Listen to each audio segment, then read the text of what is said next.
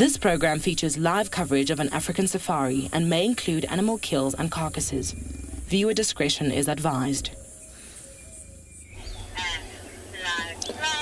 Well, a fitting way to start our afternoon safari with a little impala lamb that's beginning its journey into life out here in the wilderness, which we know is fraught with danger and all kinds of things, which means that we have lots and lots of promise for this afternoon, because these impalas are not too far away from where there were lions and leopards this morning, which is what we hopefully are going to be able to find at some point during the course of this afternoon. You'll find that these guys are going to eventually go up onto quarantine, and hopefully we'll see some sort of interaction, but also hopefully these little ones will make it. The plan is to try and kind of come back here a little bit later and see if those lions are a little bit more active, and if these guys potentially have made their way closer towards them.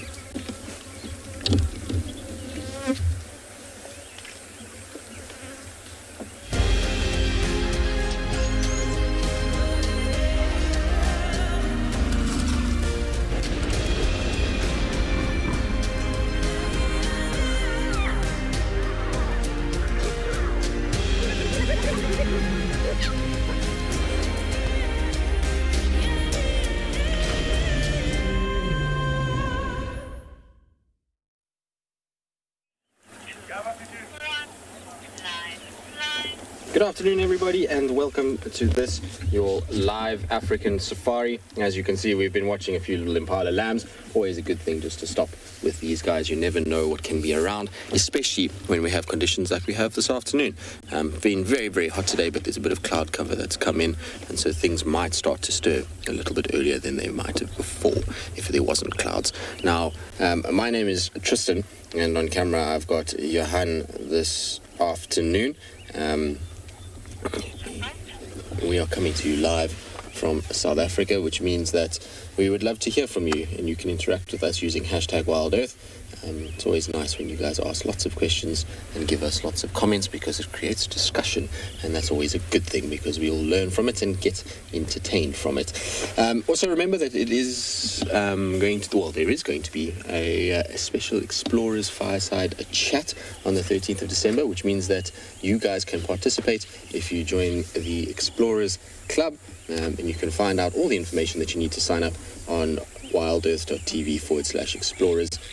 Should be a good chat. Trishala, myself, and everybody else, really. We're going to be covering all of the kind of highlights from 2020, our favorite sightings, and so it should be a really good evening.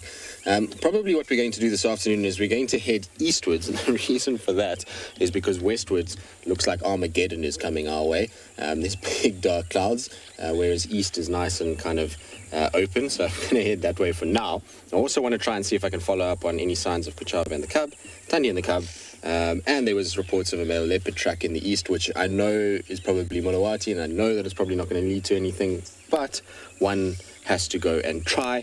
When it comes to Mulawati, if no one tries, it's never going to get any better. So sometimes it's like banging your head against a wall. You keep doing it until you expect a different result, and hopefully at some point we will get a different result. But that's kind of my plan for the afternoon, and then once it gets a lot cooler, we're going to head back towards quarantine, see if we can't find any sign of those lions, and see if maybe the wildebeest and impalas have made it back up there, and whether or not the lions will be active in terms of hunting. I think it's a fairly solid game plan for now. It's going to be, like I say, interesting to see what happens when it comes to the kind of movement of animals, just because it should get quite dark quite early today with the thick cloud that's rolling in from the west. All right, well, we're going to carry on. We're going to go try and see what else we can find. Hopefully there will be something out and about. In the meantime, let's send you across to Kim to say good afternoon.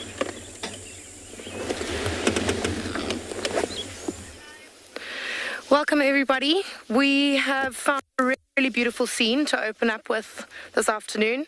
We've got 3 elephant bulls, a 4th one off to the left, and a really, really beautiful, ominous backdrop. There's a lightning storm going on in the distance, and the colors are just beautiful. These elephants are looking nice and dark after a wash of rain last night, and they're just enjoying some of the lush grass that's growing in this in this open area that is actually meant to be a watering hole, but unfortunately, because we haven't had much rain, it's still pretty dry.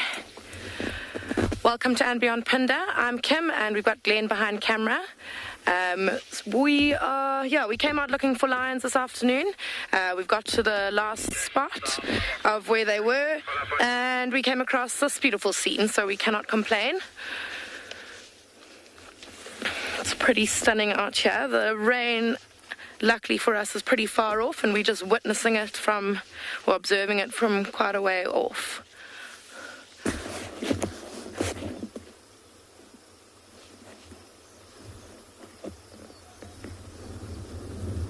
Yeah, these elephants are caked in a nice dark mud, similar to what this area holds, this dry watering hole. They must have found a nice mud wallow from last night sometime. We are going to, I think, stick with these elephants, maybe look around a little bit more to see if these lions are anywhere close by, but we'll send you over to Trishala, who's found some hyena.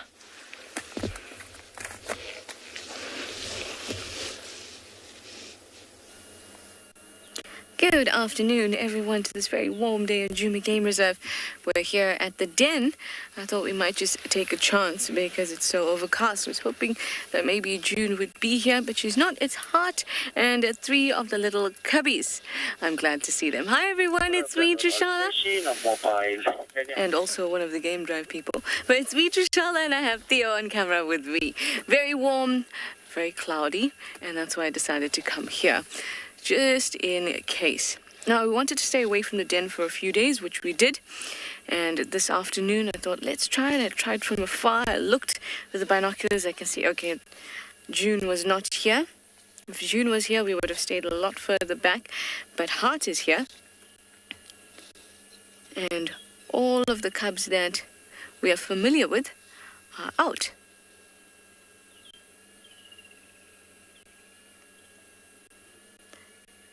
So we know that June is very, very nervous around Heart, and Heart is very aggressive towards her. So when Heart is here, can be quite certain that we're not going to see the little cub when June comes along, if she comes along, considering Heart is here. But we'll obviously stick around and see it all unfold.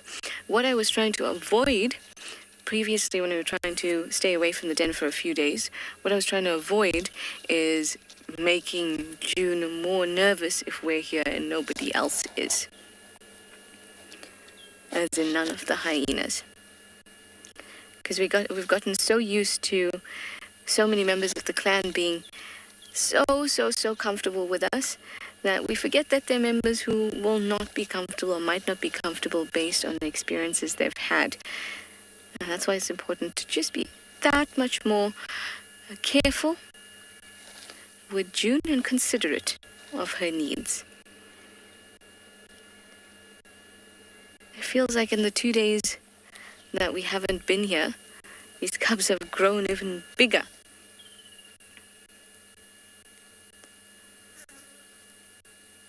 We have Hearts, 2 Ribbons, 2 big boys there. Look at how big they are. And then Corky's a little spunky thing is just there on the termite mound. Hello, cutie. Linda, you are saying your woohoos that we're here at the hyena den. Absolutely. It's very big woohoos. I love spending time with them. Here comes Curious. Just coming to check out his friends. Yes. Hi. Hi, do you recognize us? I love it when they come over to say hi. Well, I'm going to send you to Kyle, who has a Springbok for you this afternoon, and I'm going to stick around here.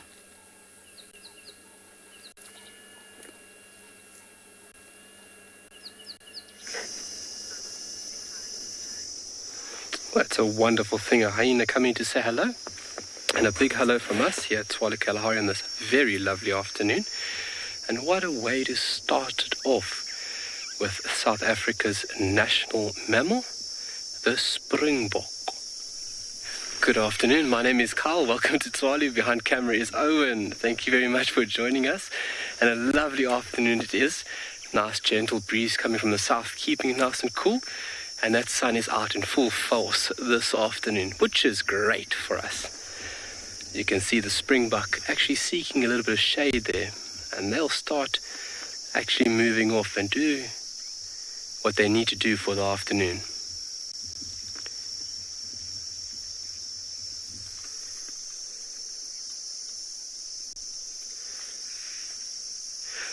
We have scooted into this area. We stopped here first and foremost to look at these magnificent animals. Let me scoot forward for us there, Owen. Okay, they are. Okay. Actually looks like one or two of these females are pregnant. They tend to lamb here in at about end of December. So we're coming fairly close to the period where they'll start dropping their young. And that is obviously the period of abundance, especially for carnivores.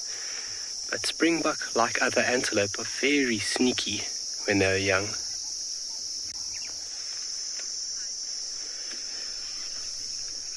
Rosalind, good afternoon. Thank you very much for your comment, your question. How high can a Springbok jump? So when they go through these beautiful leaps and bounds, these jumps which they will actually arc their back, they can reach a height of nearly 2 meters off the ground. And it's quite a magnificent leap. So they do a leap where they shoot off all fours and go vertically forward.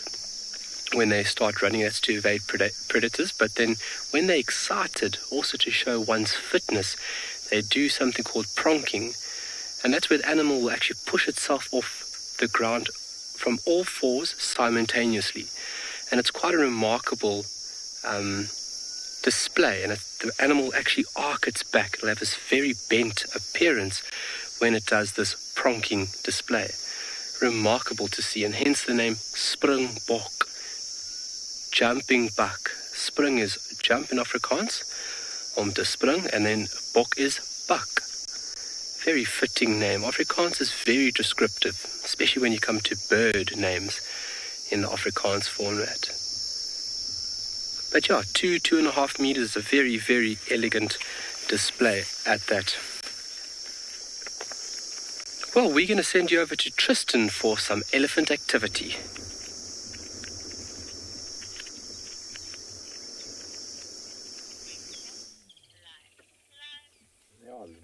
Little things that are fairly agile, and so jumping is part of the agility that they go through. But as you can see, we've got something that's not able to jump at all, and that is a very large bull ellie. He's not a small fella at all. He's in amongst a herd of ellies at the moment that are all kind of, I suppose they've just come from the dam camera. They would have been in that area and swimming. They all look quite dark, and the tracks come straight from the dam. I'm just going to reposition ourselves because where we are now we're going to see very little. They're all dropping down into the drainage line, bar that one. So we're just going to go back and in the drainage line where we'll be able to see the entirety of the herd.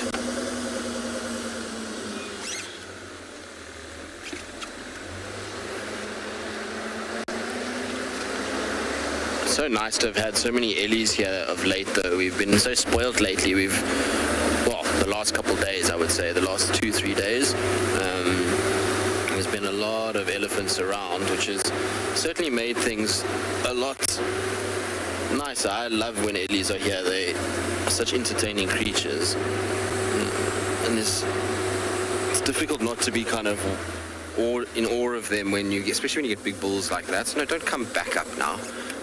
Oh, that's one of the bulls, that's fine, as long as it's not the cows. The cows are the ones that we need to watch, because if the bulls go up, they'll come back down and follow the cows. They're the kind of ones that dictate where everybody goes. The boys are just following in behind the woman. They're trying to find a female that's in estrus at this stage, and so they're kind of not really dictating where things go. They're the ones that are more following than actually leading what's going on. So here's one of the cows here. The rest are just behind the bush. They should emerge into this little open clearing, so I'm not going to go too much further. Here should be fairly good. There's a couple of young ones around. There's quite a few cows, so not a huge herd, but decent enough size. And like I say, the elephant bull that's here is absolutely magnificent. He's got these beautiful big tusks. A lot of the elephants that we see in this area are not the huge tuskers that a lot of people kind of know about. Unfortunately, a lot of the southern elephants, because of the dense wooded thickets that they live in and the diet that they have, tusks are worn constantly and broken and chipped and all kinds of things. And so you don't often see big tuskers down in this sort of south western corner of the Kruger Park. And the Sabi Sands and kind of private game reserve. Once you start heading north towards the Mapani Veld, then you start to see the really big guys coming out. And a little bit on the sort of eastern side of Kruger, there's been the odd one that has kind of milled about along the Lubombo Mountains on those big grassy flats down there. But here it's just, like I say, too much in terms of vegetation. The tusks are used too regularly that they wear a lot of the time.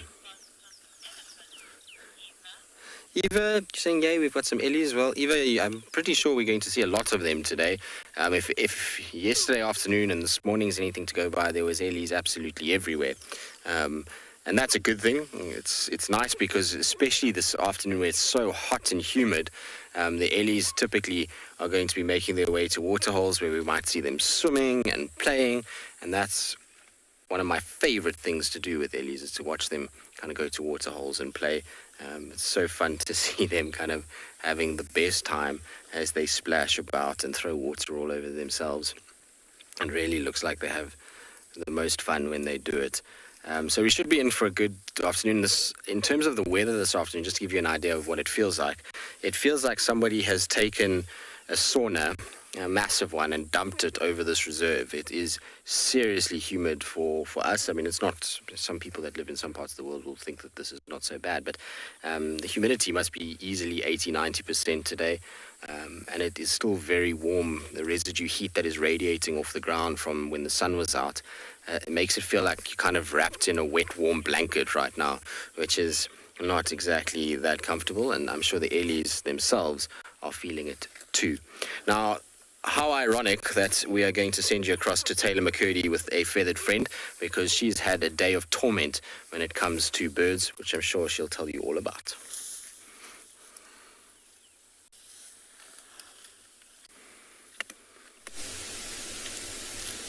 No! And they're still giving us trouble all day long. We did have a bird, Tristan, but we will show you another one. There's just a glimpse of its little head. It is a southern red-billed hornbill. But do I have some stories to tell you this afternoon about this particular species of bird? My name is Taylor McCurdy, and on camera with me today is Sebastian Rombi, and we are here at Pride Lands Conservancy, which is part of Baluli Game Reserve and the Greater Kruger Park. Luckily for us, there is another southern red-billed hornbill. It's its partner just over there in the grass. I'm just going to jump straight into the story. For those of you that have come to know me, you'll know that I'm quite accident prone, and, well, yes, I do silly things not on purpose. Anyways, I have come to question the intelligence level of the southern red-billed hornbill after my drama that one put me through today. Essentially what happened, one got inside my house. Now that sounds like fun and games, and it was great. It caught a grasshopper. It was all very funny and quite entertaining until I had to try and get it out. Now, I opened up every window, every sliding door, everything that you could think of. And these birds typically spend quite a bit of time down on the ground because that's how they feed. They don't really swoop up into the air and catch flying insects like a fork-tailed drongo or a lilac-breasted roller might. They typically forage for insects and things down on the ground. So you'd think, low flying, hopefully it would go out the windows. No, this one, it decided it was going to sit up in the beams, and the ceilings of the house, it's a thatched roof, must be about 5 or 6 meters high, so it was quite difficult for me to get there. I had to call in reinforcements after an hour of struggling to get this bird outside the house, so luckily Tristan's partner, and my best friend, came racing. She was my knight in shining armor. And together we thought, this should be easy. So we tried to put a plan together that failed and failed and failed. Eventually, the bird was now getting exhausted, and so were we. And the next minute, there was this opportunity where Ali was yielding the pool scoop with a net on it. I had a broom. We weren't hurting it or anything. We were just trying to coax it out. And it swooped towards me. Ali tried to grab it with the net. The pool scoop connected with my face. It knocked me out a few seconds, but the bird did fly out the window. So after about an hour and 45 minutes of trying to get this bird outside, it ended up with me being knocked out by my best friend. So what a wonderful story. So I can now quite confidently say that the southern red-billed hornbill is my least favorite bird. You'll need to redeem yourself. You can laughing at me, as it did earlier today. Not that one in particular. It was another hornbill that is sitting up in a tree. That one has just got its beak open like that because it's quite hot. So it's trying to cool itself down using the gular flutter, essentially cooling itself down by evaporation. Much like crocodiles kind of do. Yes, but you caused much grief in my life today, so thank you very much, hornbills. I used to be quite fond of you. It's just the southern red-billed. We won't judge the southern ground hornbill or the African grey or the yellow-billed hornbills. We'll still give them a chance. But they don't look very impressed today. Very hot, very warm. But interesting.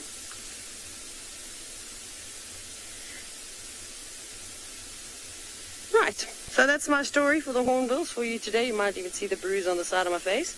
Off you go across to Pinda, I think it is, where Kim has got something wonderful to show you.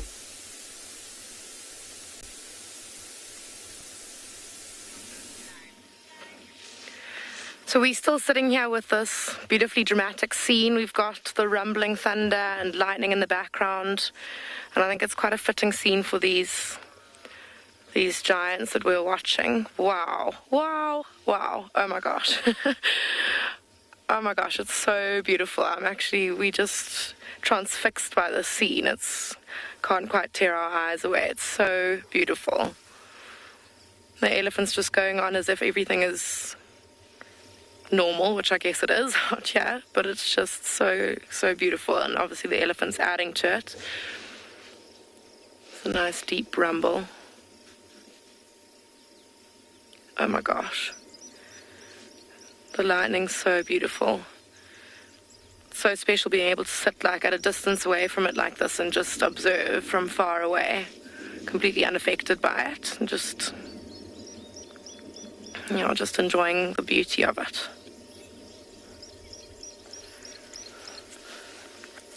One elephant's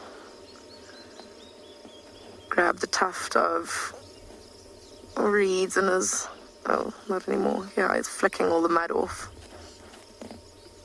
Going into the areas.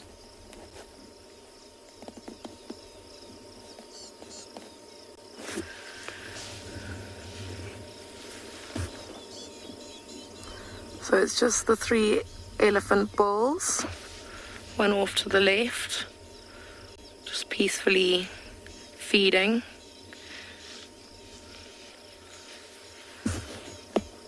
Looks like they've been here for quite a long time. They're obviously enjoying what this area has on offer.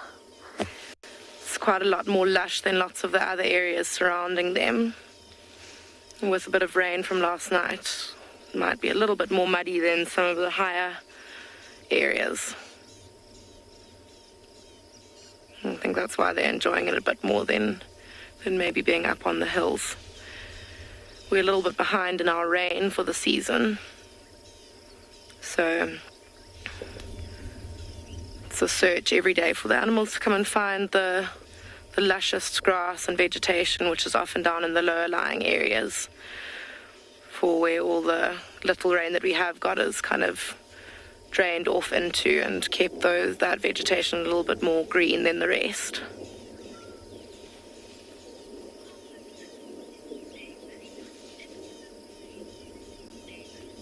Yeah, David, it is an excellent scene. I think I'd sit here the whole drive if I could. But I think that we will be moving on shortly. Maybe find another dramatic scene with some other epic animals. We'll probably have the same beautiful backdrop, but just with something different in the foreground. And that's our goal for the afternoon, I suppose.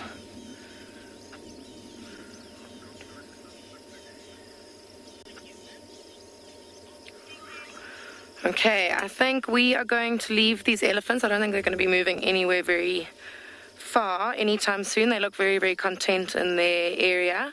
We're going to go and try and find a lioness and her 2 cubs that I think that Pete was with this morning.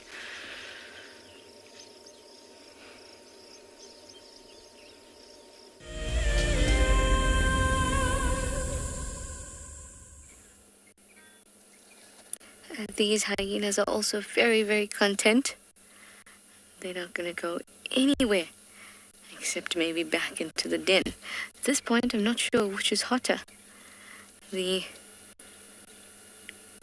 34, 35 degree temperature in the den, a little bit cooler further down, or the temperature out here. Either way, they're out and comfortable. Corky's little one is going out exploring. Hearts 2 are still suckling. And Ribbon's other boy is mooching about as well. Everyone's just having a good time. A very slow, good time. Can you imagine with all that fur? How hot it must be. Oh.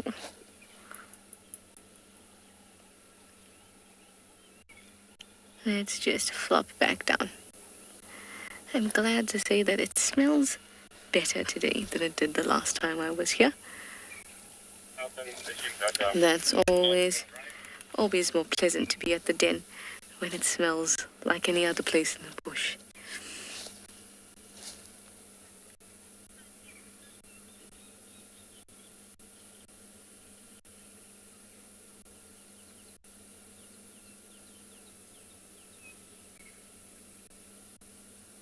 Very, very quiet and peaceful here.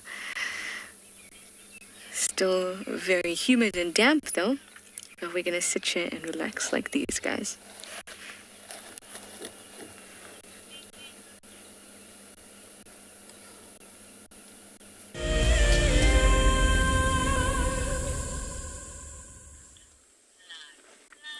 Well, as you can see, we're still with our elephants, and you can see that we've got a very large cow there with her baby, but they are both dwarfed in comparison to this bull. If you look at how much taller he is, and then what I want you to look at is how much bulkier the head is. If you look at the size of the head on that female versus the size of the head on the male, her head seems tiny compared to him. He is huge, this guy. It's one of the bigger bulls I've seen lately. We'll find that they're coming in now, though, slowly but surely, because we're soon going to be in Marula season, and we find the males arriving when that happens. But he's got 2 nasty little wounds on his, well, I mean, nasty is a relative word, but for us as people, they'd be quite nasty. He's got 2 kind of holes on his front right leg that are a bit infected. You can see a bit of pus kind of leaking out through one of those holes. Now, what would have caused that, I have no idea. I'm just trying to look with binoculars to see what they are, but they look like 2 little abscesses that have gone a bit funny. Maybe he was fighting with another male, or I don't know. The one seems like it's drained quite nicely. The other one's still a bit full of stuff, but that shouldn't worry him too much. Those should come right. I don't think he'll have too much of an issue with those little wounds there. Isn't it crazy, though, that little one in front will one day be the size, if it and it is indeed a little boy, that one, will one day be the size of that guy in the back? It amazes me. JB, how old is this baby elephant? Probably, I would say the tusks are just starting to come through. You can just see on the sides of the trunk there's a little bit of swelling that's taking place. So generally when tusks start to show is around 4 years old. So somewhere there. It's about 4 to 5 years old, I would imagine. In comparison, his mother is quite an old elephant. Her temples are heavily sunken. So she must be around sort of 40, somewhere there. Whereas the bull is probably, I would say, Also in his sort of 40s, maybe even could be a little bit older than that too. So big boy, and imagine what he's seen in his life. Can you imagine all the things that he's kind of witnessed and gone through, and the animals that he's come across, and the places that he's been? Because a lot of the stuff we don't even know where these guys go. Unless they're collared, we can't be sure as to what their sort of movements are. But I can tell you what, when he is this close, he is not a small individual, that's for sure.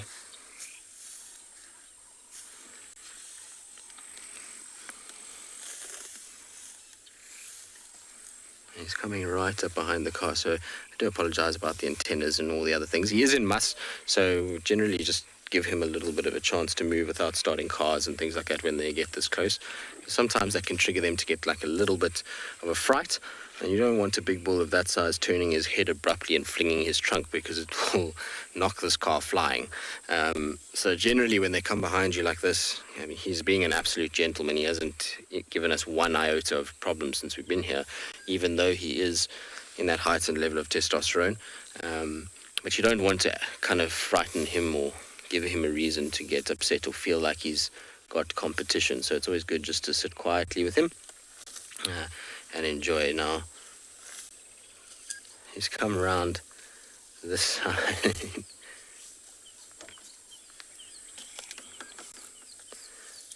He stinks, though, I can tell you that much as well. His must is dribbling, and so he's smelling really, really bad at this stage. There's a little woodland kingfisher that came in as well. But it must be this cow that's coming into an estrus cycle, because he does not follow any of the other females or any other elephant. He literally is just sticking to her.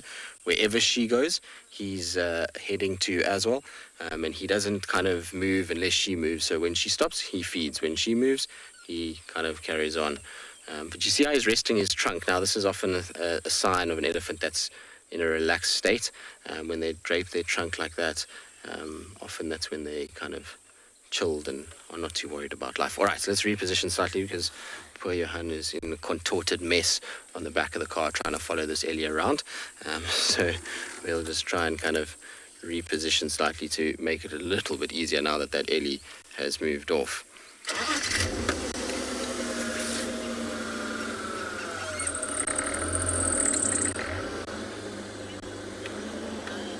All right, while we get ourselves into a better position, let's send you across to Kim, who's found the first cat for the afternoon.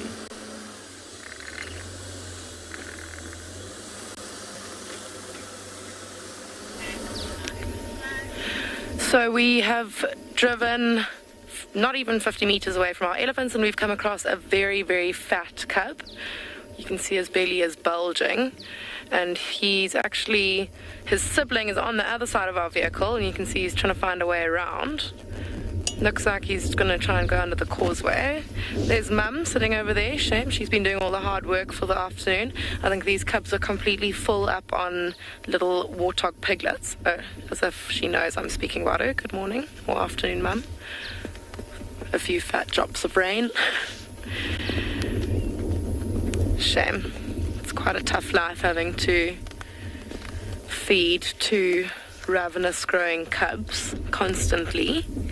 But the season is that of lots and lots of life. So piglets and impala lambs, and soon wildebeest calves will be abundant, and that is easy pickings for a seasoned hunting lioness. So she's got a pretty good,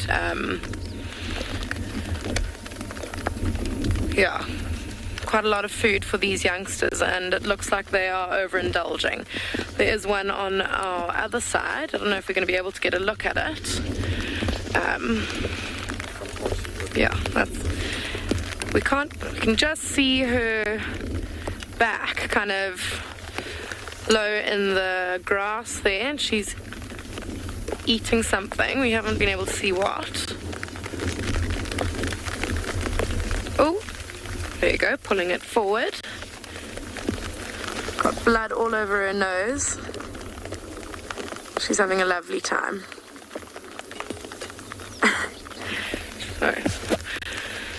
Off she goes. Oh, her brother looks like he might be heading towards the water. Oh, Mum's coming up next to us here.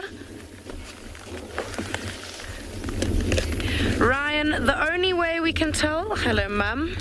She's seen her son heading off towards the watering hole, and I think she's just going to follow him. And I think we are going to do the same. But Ryan, the way that we tell the difference between a male or a female cub is just by looking under the tail for the testes. That's the only way when they're at this young age. There's no other telltale signs. When you look at them one next to the other, you can kind of tell there's a little bit of a size difference, but that's only when they are together. Apart from that, it's just, the testes.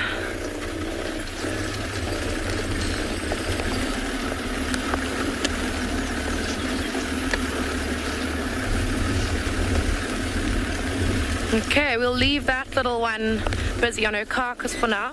Oh, wow. Now we've got that dramatic sky in the background again with some lightning.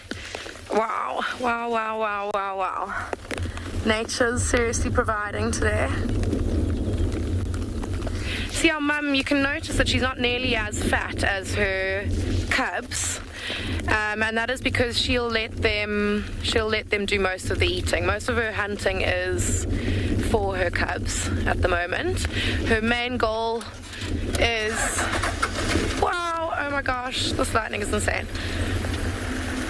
Yeah, her main goal in life right now is to get these cubs to adulthood.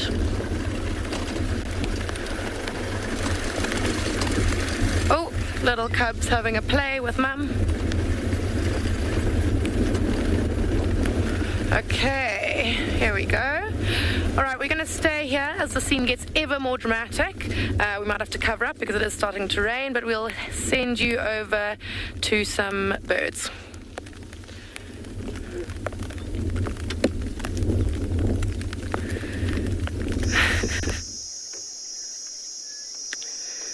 Hello and welcome back.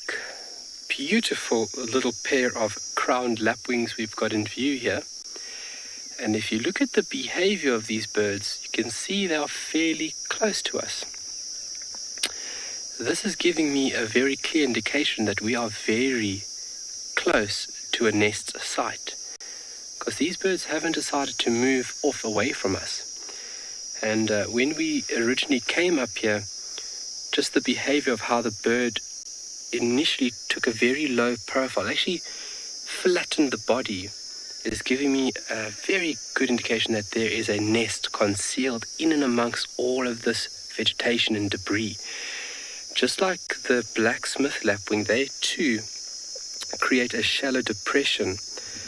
And then the shallow depression is sometimes lined with a little bit of material, but nesting on the ground like a totally exposed, hardly known nest, which is remarkable from a bird. And the birds they also will act in aggressive behavior if I get too close. If I jump off this vehicle and walk a little bit closer, aggression, no way, no way. Did you see that?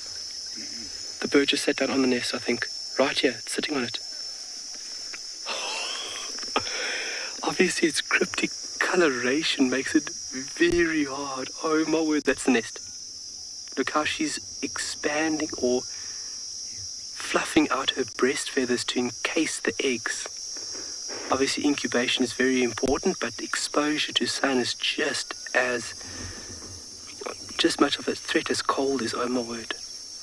So being exposed to the sun like this, the incubation temperature could exceed a limit where it could be detrimental for the embryo. So not only providing warmth, but adults also provide shelter for the eggs and also regulate this temperature at a constant medium over a long period to ensure embryonic development happens in the correct manner. We are on a ball with the nests this side.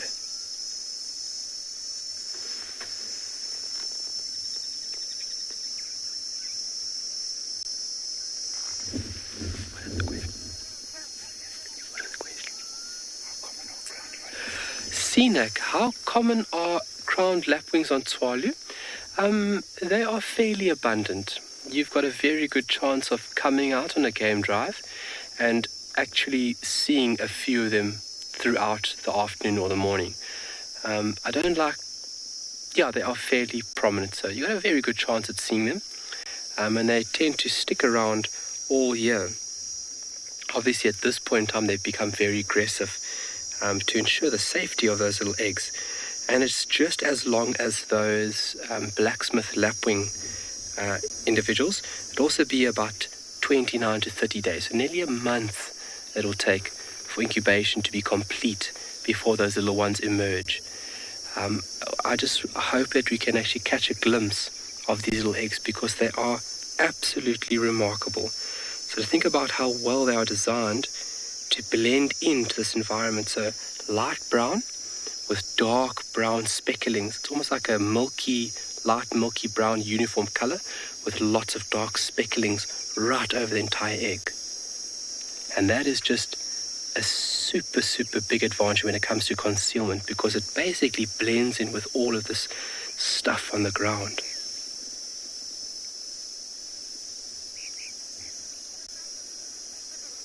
So obviously now she's making contact, or he's making contact with his skin on those eggs where heat can be transferred a lot more efficiently.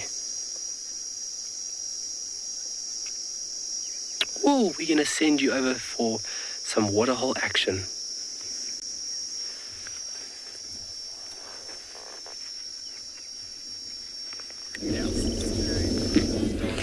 So these lions have walked across to the watering hole and they're having a little drink, as you can see. Oh, loving nibble from Mum. Yo, that cub is very, very thirsty. See, Mum just had a little sip, or a few little laps, and then she's off, just because she's not nearly as full as the cub, so she's not as thirsty.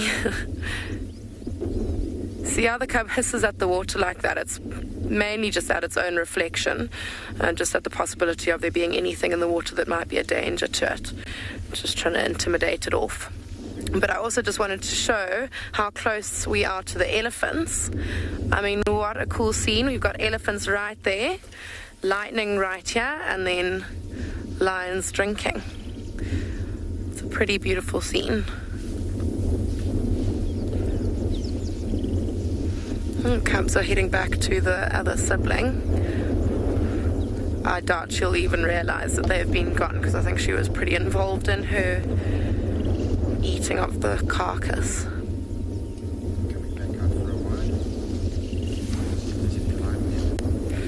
Still some beautiful thundering noises.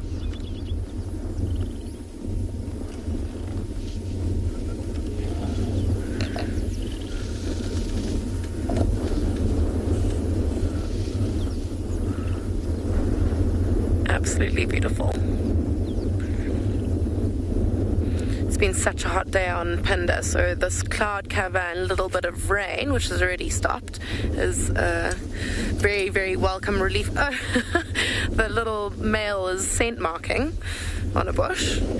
Cheeky bugger. It's definitely not necessary for him to be doing that yet.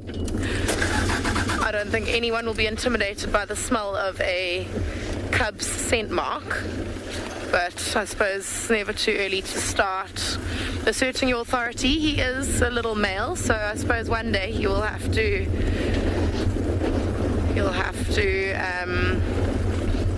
be scent marking all over the place, finding his own pride. So why not start now? I suppose it shows some good dominant characteristics, which I suppose is not a bad thing at all for a young male lion. But I mean, you can just see that belly bulging from side to side as he walks. It's hilarious. I suppose if he wants to grow into the big dominant lion that he is acting like, then he needs to eat a lot of... Yes, we are talking about you.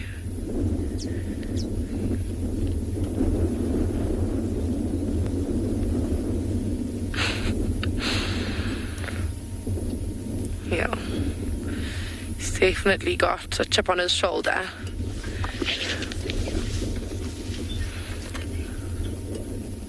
Okay, we are going to keep up with these lions, but we're going to hand you over to Tristan and his storks.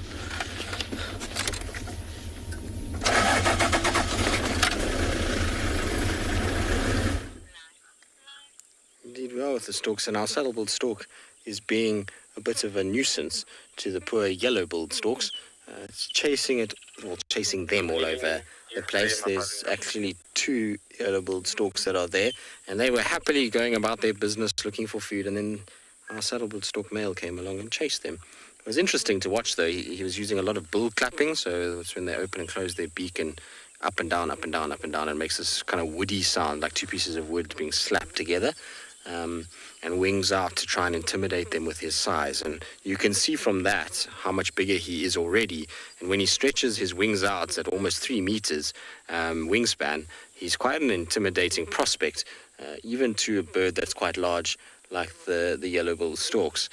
And they very quickly gave way, and now he's just standing there looking all proud of himself. Not nice, saddle-billed stork. You need a partner. Then you'll feel better about life. That's what I think, at least. But it's fascinating watching the storks hunting at Buffelshoek Dam these days. The water is receding quite quickly now. And the area where they're fishing currently is very shallow. We used to be able to drive all the way around that area. It's not a deep section at all. The deep part is kind of just here in the middle. There's like 2 little pockets that you've got. So I think what's happening is that they're using the shallows to almost push them up, the fish and frogs and various other things, up against the kind of banks, and then from there hunting them. And every now and then you'll see with the storks as they swipe their beaks, so a fish will pop out and kind of try and sort of get away from them and almost exit the water and then splash back down away from them. But while this is a good place to watch yellow-billed storks, there's still no better place to watch them in South Africa or in the Kruger National Park than a little dam that's in the Kruger called Sunset Dam. There you can get tons of these guys, and they come right up to the edge of the water where you park, and they just hammer fish. It's amazing how many things these guys catch in a session of looking for food. You see how they do it, so they slowly kind of turn their heads as they go. Now you'll also notice with these 2 birds that they are very, very white in coloration, and sometimes when you see yellow-billed storks, you'll actually see that they are a lot more pink, and so there's a variability in that.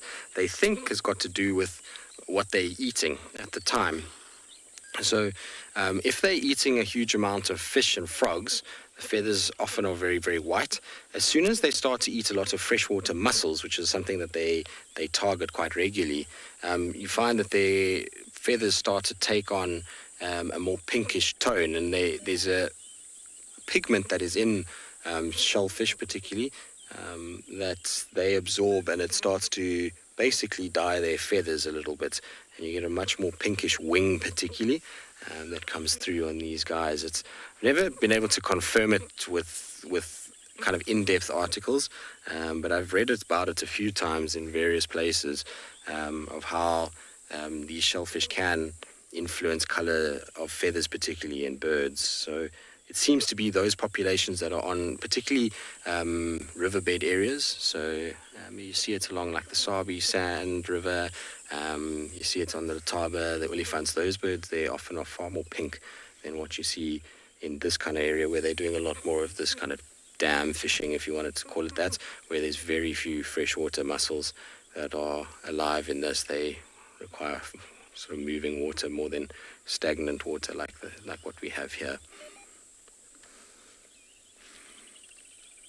Weird looking birds though, aren't they? With that big yellow beak and that kind of red facial skin. And you see how they lack feathers kind of up on their head, and that's because they often stick their heads quite deep into the water to just basically where their eye is. So they try and maximize the depth that they can fish at by having a long beak as well as a bare skin, that the feathers are not getting clogged with water and getting gunky from all the stuff that's stuck on surface tension as they push their beaks down into the water. All right, from these 2 that are fishing, let's send you across to another waterhole with Taylor, who's got some iconic animals coming for a drink.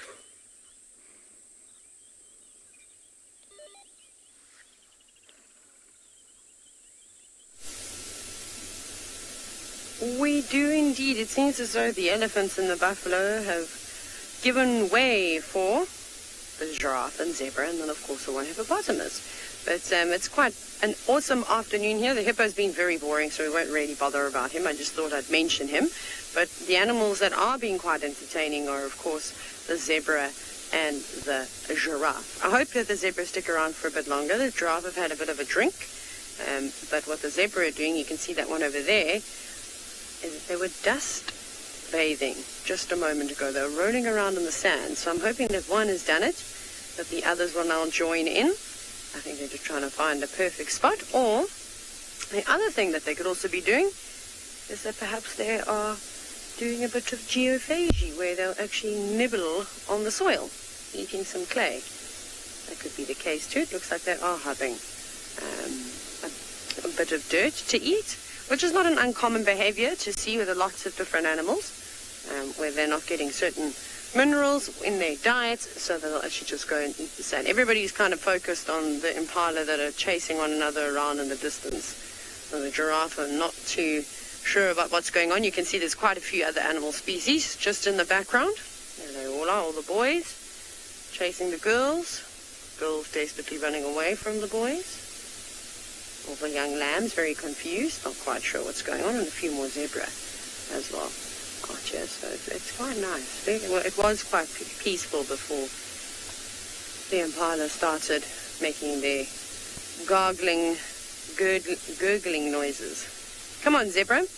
Roll around in the dust, because that was quite spectacular. But it does look like they have been eating the sand. You can see how they're sticking their tongues out quite vigorously now. I don't think they're particularly fond of the taste. However, medicine doesn't always taste very well, but, you know, it's something that is necessary. Looks like a mare, and she actually looks like she's pregnant. And I'm sure for those of you who have had kids, I have not, so I can't speak from personal experience, but you get all sorts of cravings. And I know that a lot of women want to eat chalk, so perhaps it's something of the same thing, eating clay, or similar anyway. But if they do have a little roll around, it'll be quite nice. They'll stir all the dust up. But look at them. Actually almost gnawing down on the ground. Just normally see them doing this in these black cotton soil areas, or also termite mounds.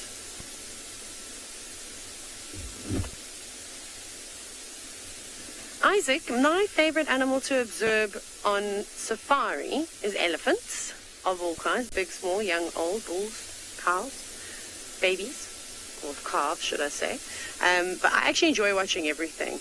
And the longer that I spend in the bush, the more fond I become of the smaller interactions. So, I mean, watching zebra is always awesome. There's one that's coming charging on down now, off to the right. He went off for a bit of a stroll. I'm assuming it's a stallion. Looks like it. Quite frisky, saying hello. And is it a stallion? It's hard to see. And but this with elephants, that we're doing something that's just so amazing, you know. Whether it's them at the watering hole, whether they're feeding, I enjoy watching the social interactions and learning about the structures within the herd. So those are some of my favorites. Perhaps that's a youngish zebra. It doesn't look very big in comparison to those mares. But like I said, there are more zebra at the back, so I don't think this is the whole herd. I think this is just a small group of them. Got your nose down on the ground. What are you looking for? And the Egyptian geese, also just at the back. Of course they're here. They wouldn't dare leave in Lovedan.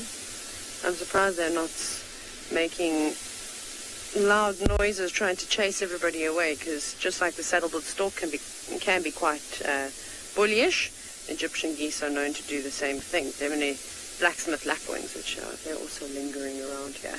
Now, that plant that's around that zebra's face is not actually supposed to exist in this area. There's quite a bit of Deuterostramonium growing, or mulpitta, which we are in the process of removing. It is an alien plant species that hails from South America, and unfortunately it likes to grow in sort of disturbed areas. This being an overgrazed area, which is a perfect habitat for the Dechira to grow. So we've been pulling it out. Oh my goodness, we spent about 2 hours the other day, and we filled, I can't tell you how many boxes of the stuff, and we got rid of it. And we're trying to get rid of it now before it develops its seed, so you can see it growing all around the zebras. Nothing really feeds on it. The seed pods are also very, very spiky, not very nice. And so even with the bird species, you don't see them trying to feed on it at all. But it is also considered a medicinal plant. So even though it's quite a poisonous plant, the seeds are quite toxic. That's why it's called mulpitta, mad seeds. It's because they say if you ingest it, you're either going to have a really good time, or you're going to die, or you go crazy. So, take your pick, one of three. I definitely would not take the gamble, and definitely don't advise it. And funny enough, and I think I've mentioned this before, I remember as a kid going to the horse shows and playing around, in between classes, and seeing a lot of this mulpitta around, not knowing what it was. And we used to throw the seed pods at everybody, and we used to crack them open. And you know what kids are like? We put everything in our mouths. I cannot believe we didn't ingest some of those seeds. I almost think it's an important plant. There's some poisonous plants in South Africa, some that are indigenous and some that are exotics, that I definitely think we should make aware to all the kids out there, because the Dechira grows in the cities, on the sides of roads. For example, it's not one that's hard to come by. And those seed pods are very enticing, especially if you're naughty like I was, or still am. But anyways, we will continue doing our conservation efforts around Ndlovu Dam and removing as much of this weed as we can. Off you go across to some lions that probably won't be doing any gardening.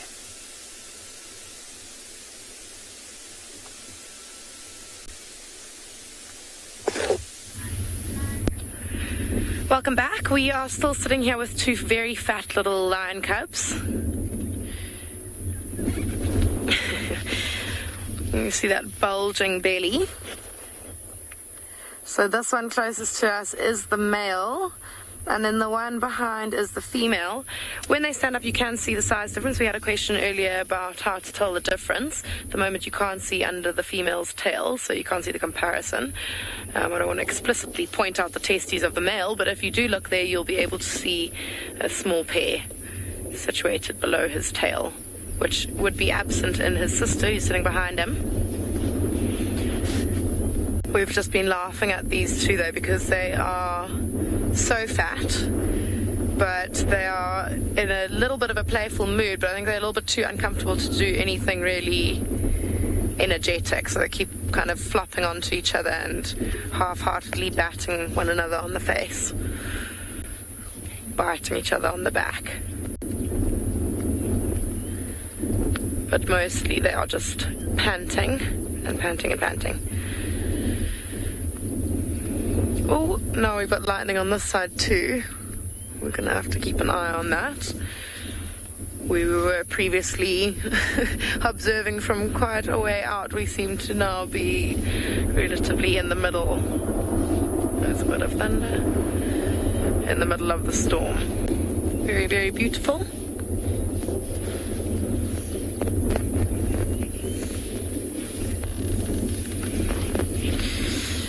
Also quite funny about that little lioness sitting further away. See, she's got quite a lot of blood on her face, and when she finally emerged from her feeding frenzy, she was kind of doing these strange little hiccup sneeze things. And I think that she probably had all blood and grizzle up her nose and in the wrong airways of her throat, and was just having a bit of a sneezing fit and a hiccuping fit. If you look at them both, though, you'll notice that the female cub, again, the one at the back, is not nearly as fat or as full as the male cub. And because he's the male, because he's a little bit bigger than her, he will bully her out of the way. If it's just a little carcass, which I think that they have been feeding on, like I mentioned earlier, they've probably been feeding on little piglets and impala lambs. I think this time the victim was a little warthog piglet. That male will bully his way to most of the meat, and the female will have to just take what's left. I mean, I don't think that she's done too badly for herself. She's still very fat, but just not as fat as him. There's that half-hearted play I was talking about.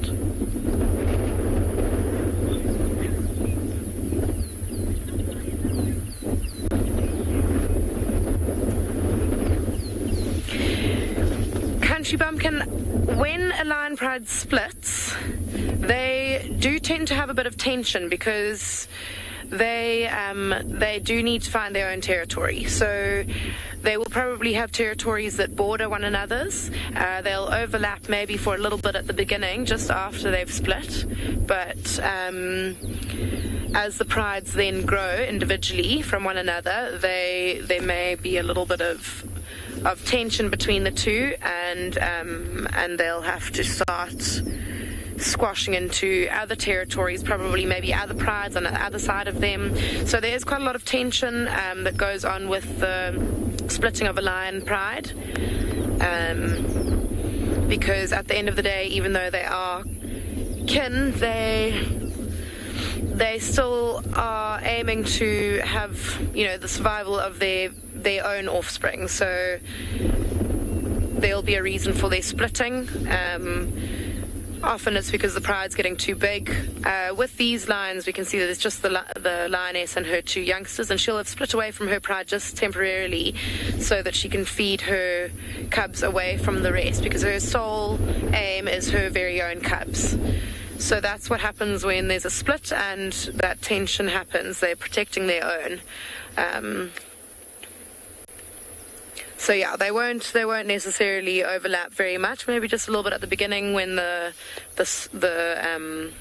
spin-off pride is trying to establish their new territory.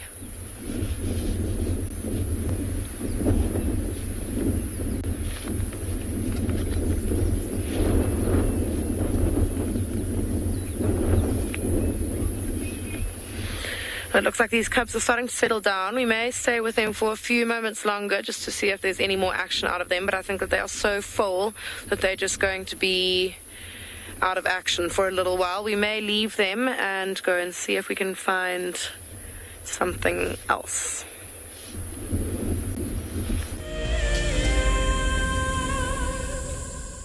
Join us around the fire as we have our very first Wild Earth Explorers Fireside Chat. And what that means is that if you are an explorer, we're inviting you to come and join us so we can chat about the greatest highlights of 2020. We will be chatting about our favorite characters and what they have been up to during the course of this year. And if you would like to join us, head over to our Explorers page and subscribe. Don't miss out. This Fireside Chat will be on the 13th of December at 7:30 p.m. Central African Time, straight after Sunset Safari. Join our Explorers program so we can keep on sharing nature with the world. For a monthly subscription, you will have the opportunity to win fantastic Wild Earth expeditions, have access to an animal identification app, receive weekly highlights from our shows, and much more. All the money will go to keeping these live safaris on air, which in turn connects a global population with nature. My name is James Hendry, and I work here at Djuma Private Game Reserve in the Sabi Sands on the western fringes of the Greater Kruger National Park. My favorite part of getting questions from viewers is that we get to have long and varied discussions about all sorts of different aspects of nature. Because our audience comes from all over the world, it's very special to have different perspectives from everywhere. If you want to submit a question on Wild Earth, you need to register on our website. Once registered, go to the Live Safari page and submit your question beneath the live feed. Welcome to my car. This is Wendy, and she's my favorite. She would love to have your name engraved on her so you can be with her every single time she goes on a safari here in Djuma. If you become a Wild Earth Explorer, you will have the opportunity to buy an engraved tag which we will attach to her. We will make sure to send you a digital picture to show you exactly where you are sitting on her. You will have front row seat in every single sighting.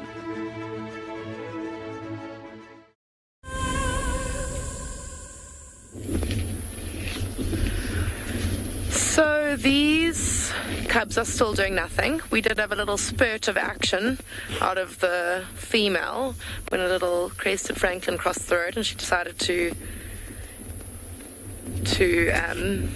have a go. She ran at it. It was obviously unsuccessful because you can see her there sitting with nothing.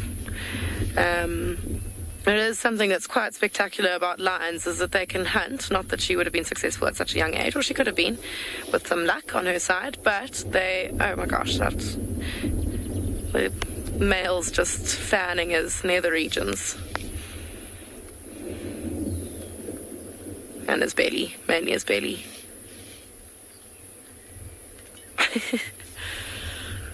But yeah, they're able to hunt with extremely full stomachs. So cheetah, on the other hand, because they rely so much on their speed and aerodynamic build, they cannot hunt when they've just eaten. Whereas lions, being very opportunistic, if something does come by, even if they've got very fat stomachs, they'll probably still try hunt it. Ouch. Oh my gosh, they look like they're going to fall over the edge of the causeway there. I think in this instance, and it doesn't happen very often, I think the female's got the advantage over her brother because she's not as fat as him.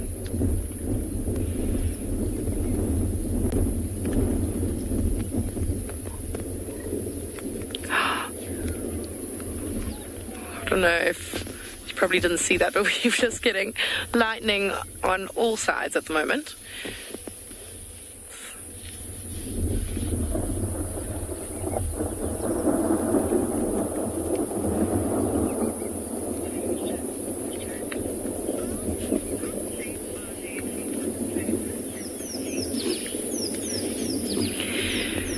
Jack, at this age, they're still pretty vulnerable to predators.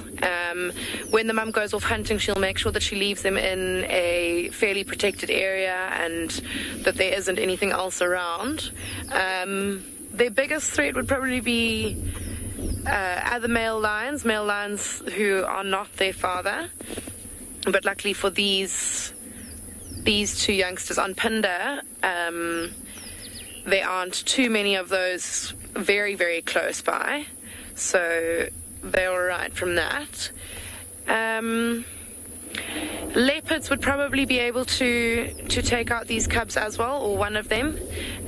Buffalo also sometimes would sort out, or if they came across lion cubs without the protection of a adult, that could also be a bit of a dangerous incident. So yes, I mean, they're still very, very small. They've got sharp claws and sharp teeth, but they don't quite have the strength or skill to fight their way out of... Wow, the wind is picking up. I think the storm is coming our way. But yeah, they don't quite have the skill and strength to fight their way out of certain circumstances. So they're still quite vulnerable.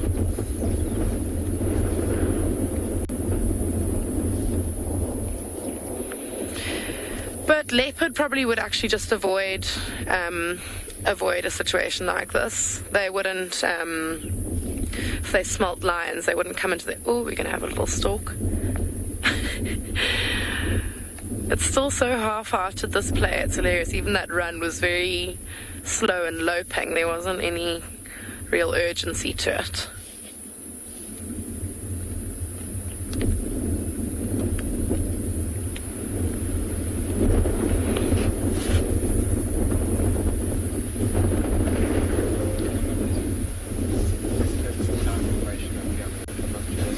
There's quite a beautiful cloud formation above us, which we'd like to show you. Brandon, in a heavy hailstorm, they would just go and try and find a nice thick bush, like very densely canopied bush, and they'll just kind of put themselves right down into the bottom of that. But yeah, I think you can now see the spectacular sky that is above us. Some unbelievable cloud formations. Look, they're about to burst. We are just getting a little bit of a spatter at the moment. Nothing to scare us home yet. But lots of sheet lightning.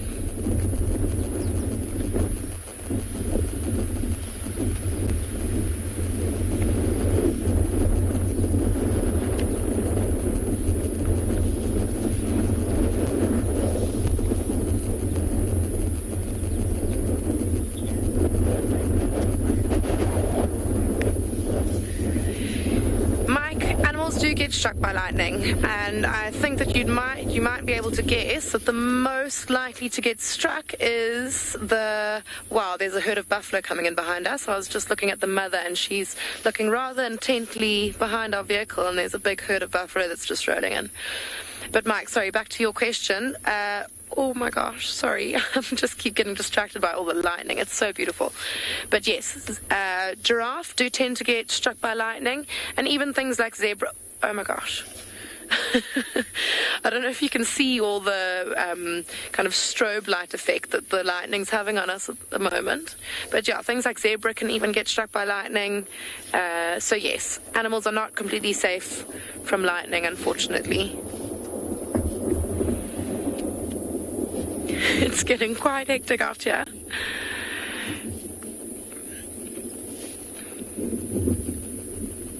Cubs are unfazed, still playing away.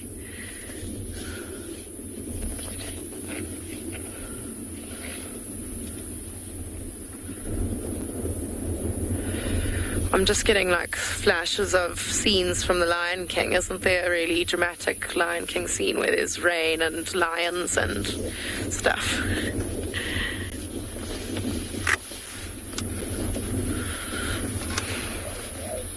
Oh, playing's getting a bit more vicious. Wow, okay, it sounds like Trishala's found you a leopard, so we'll send you over to her. I think that we might turn around and try and get a view of these buffalo while just trying to stay safe. Yes, we managed to find this leopard. It's Tingana. And I was actually having a problem with my earpiece and returning to camp. And then, boom, boom, boom, boom, all the alarm calls, and we saw him strolling this way. He's on quarantine near the Bushbryce site, which is in the south of quarantine. And he just walked right through quarantine. So every single potential prey item has seen him waltzing through. And you can hear the sheer terror of a nearby squirrel. He certainly wasn't trying to hide his presence as he walked through. Now, he's sniffing around as if he has a kill. So we only literally just found him. I just want to have a look. I don't see anything in the trees, but he's been sniffing around as if he's got a kill.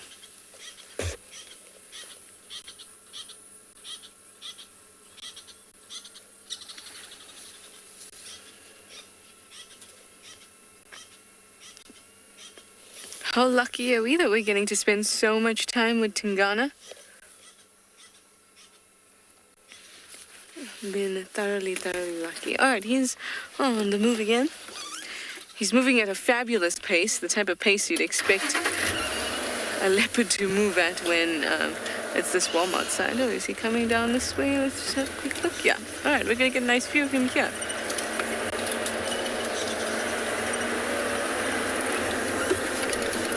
As a second agent, I think you're going to come and join us at the camp. Just because we've just found him, it's going to be a little bit busy on the radio. Ah. Yeah, hello, gorgeous. This should be good. Oh, lovely.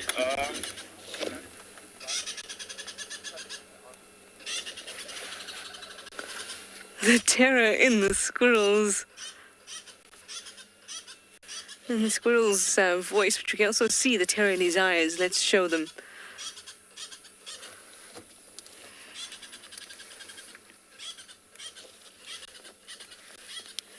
Mike, he's at the Bushbryce site. I'm going to ask you to please take over the lineup.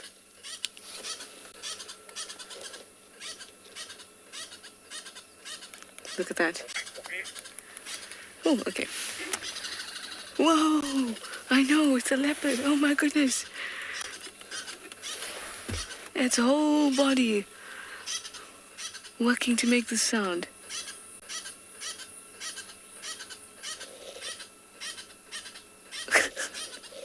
Tingana's looking at it now like, please stop.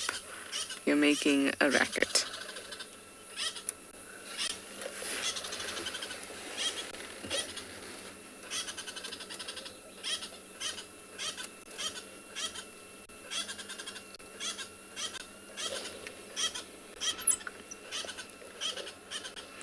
It's actually very, very fortunate to have found it. We always say when it's overcast, it's a good time to find predators at any time of the day, but because of the heat, I've thought it unlikely for him to move too much from this morning. But he was strolling through and not even panting that hard.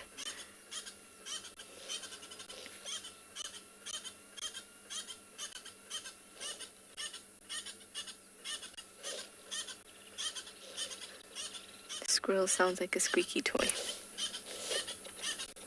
He's also posing beautifully for us on the termite mound. It's so wonderful. If you're wondering why we're not at the den, it's because Hart ran away. Tim, you say it sounds like it's shouting leopard, leopard, leopard. Look at Tingana's face when he looked up at the squirrel. Tim, it does. Leopard, leopard, leopard, leopard, leopard at the end. Leopard, leopard, leopard, leopard, leopard.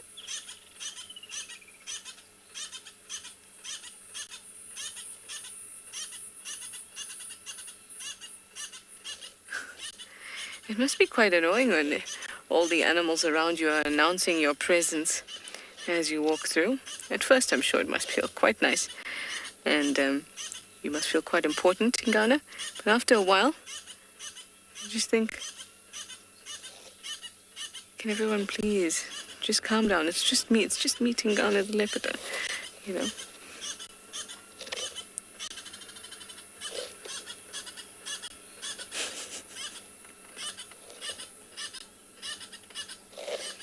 He's made a very smart move. He's sitting on the southern side of this termite mound, and to the north of this termite mound, look at him giving the squirrel a look again. To the north of this termite mound is all the different herds of antelope. So he's been very, very smart to position himself here until things settle down. Maybe he'll wait until it's a little bit darker and cooler, and the antelope have forgotten that he was around here, and then he'll go back to hunt, or he will just get up and move. Okay, from my rosettes to some proper spots, let's send you over to Kyle.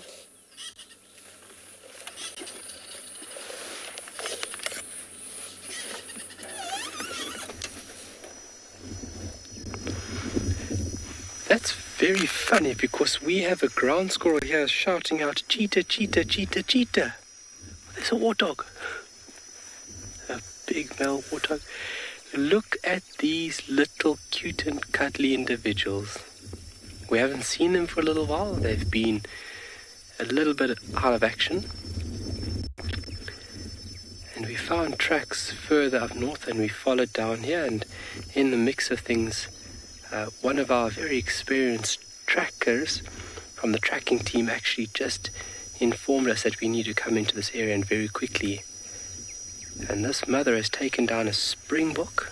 You can just see just to the left-hand side of her head, you can see the horns. Looks like a young male. And they have opened up the carcass.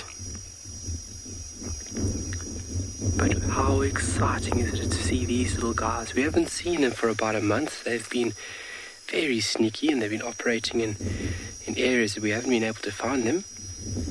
But Mother Nature said today is the day that you folks need to see these wonderful little gifts.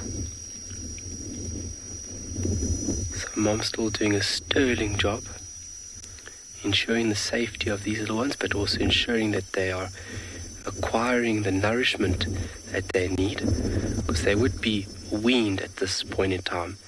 They would be on a full meat diet at this age, and they're looking very healthy.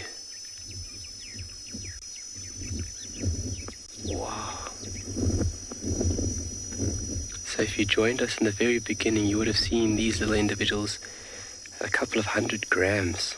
They're fairly large now, so they're about 3.5, 4 months of age. And looking very, very healthy. They're watching that warthog in the distance.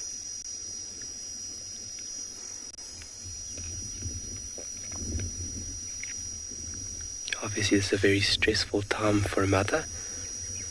Not only having the pressure of the cubs, but also now this carcass. It's like having a target on your back. So she needs to ensure that she is watching every bush, and that's why she's come to this shady spot. It's a little bit cooler to consume one's meal, but then as well as you are concealed and hidden from predators. But you can still see she's on a high alert, just making sure that there's no intruders that come wandering in here. Oh, little cub, very alert. That's a big warthog, buddy. Maybe when you're a little bit older. Look at this warthog looking at us here. Just take a look at the water gear, folks. It's obviously spotted the cheetah. And you can see it's not too sure on what to make out of it. Warthog have very poor eyesight, so... very poor eyesight, so it is not sure what this shape and movement is here in the shadows. And you can see in which way the bushes are moving. The wind is directly towards that warthog, so the scent of that female is basically wandering to that big boar. That's a male warthog. You can just see from its sheer size, very large head. Oh, I think it's a male, sorry. Yep. But this is a little bit large for her, but she's got that meal, which is obviously enough for her and the little cubs right now. But the warthog's still trying to make out what's going on.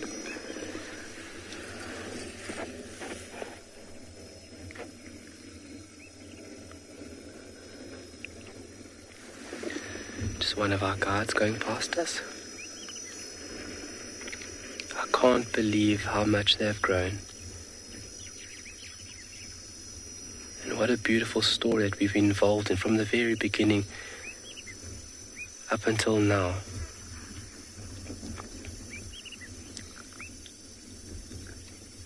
Obviously still a very, very vulnerable stage for these little ones. I mean, cheetah have a very high mortality rate for cubs.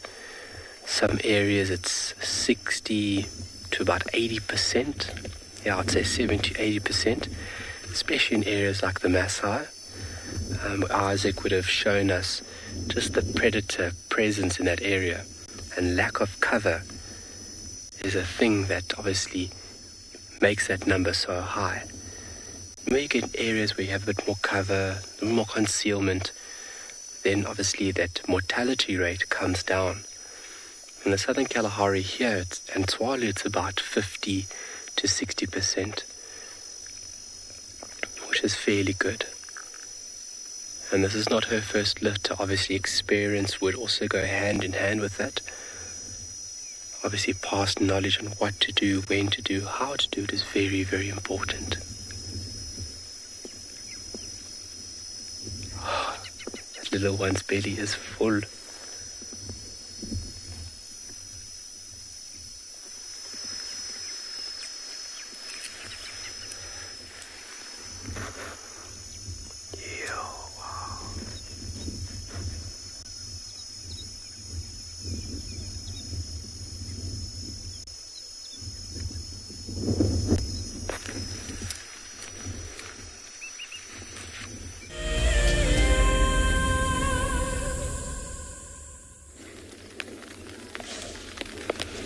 So we're sitting here with yet another magnificent scene, with yet another member of the Big Five, and still with this beautiful noise around us. So I think that we are just going to sit and listen to what nature is offering us at the moment. Some lowing buffalo and the noise of the thunder and the storm gathering around us.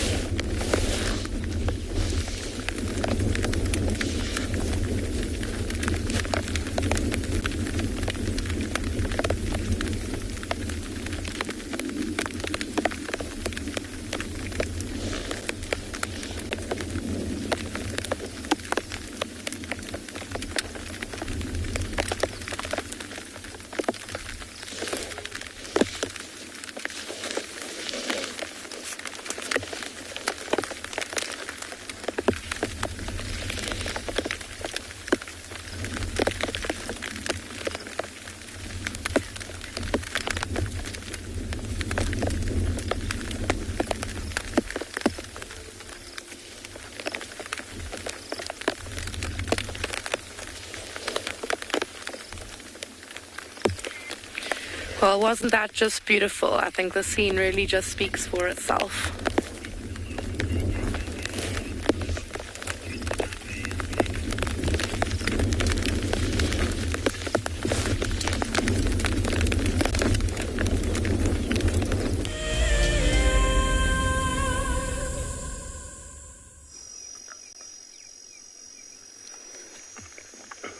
Welcome back on board here with Mom and 3.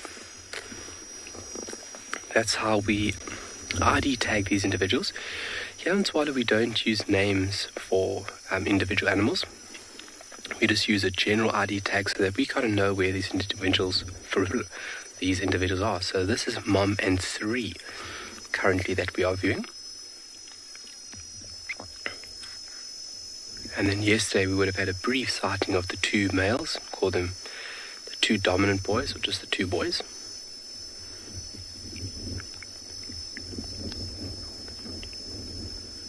But what a special treat. If you look very closely, you'll see that that mantle is almost totally lost on these little, they've still got some long hairs there on the shoulder, on the neck section. But that beautiful silver mantle that they would have had from very young is now starting to diminish. And they lose that mantle, that crest, at about 3 months. And that mantle or crest is of vital importance for them being concealed when Mom goes off and hunts.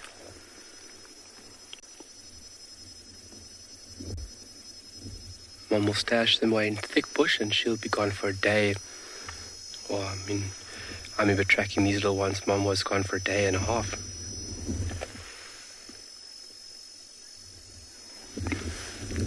Sorry, I didn't catch the name there. The name, Owen? But I thought the question was, do cheetah have good eyesight?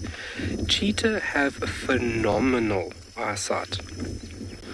Their eyesight is obviously a very important function when it comes to hunting. So they are diurnal carnivores, so that means they're operating during the daylight hours.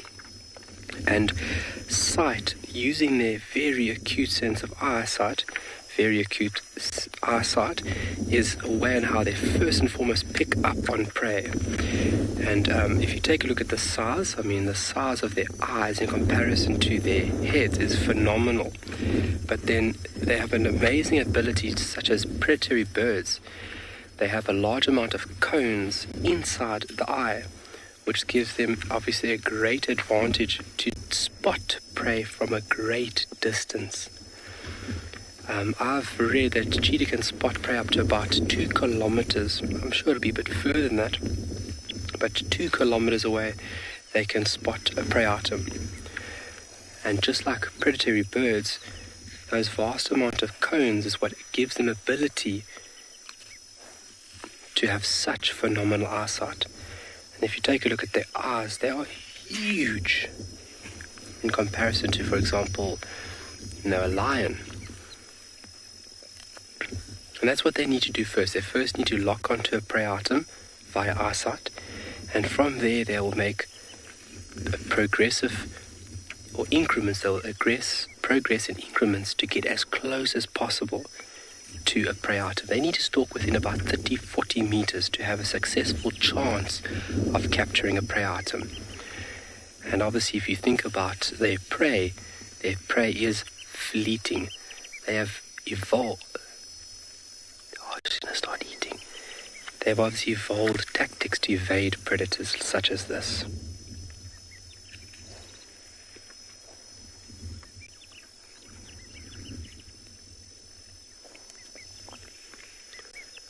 So sitting down, not using the paws, obviously a very clean eater in comparison to things like wild dogs. You'll see that cheetah will hardly ever use their paws to anchor their prey.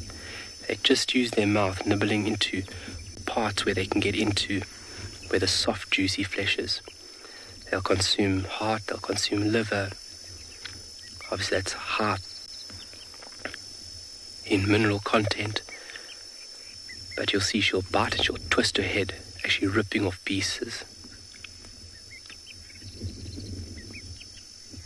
All right, we're going to just sit tight here for you, and we're going to send you off to Dan very quickly, to look at a bird.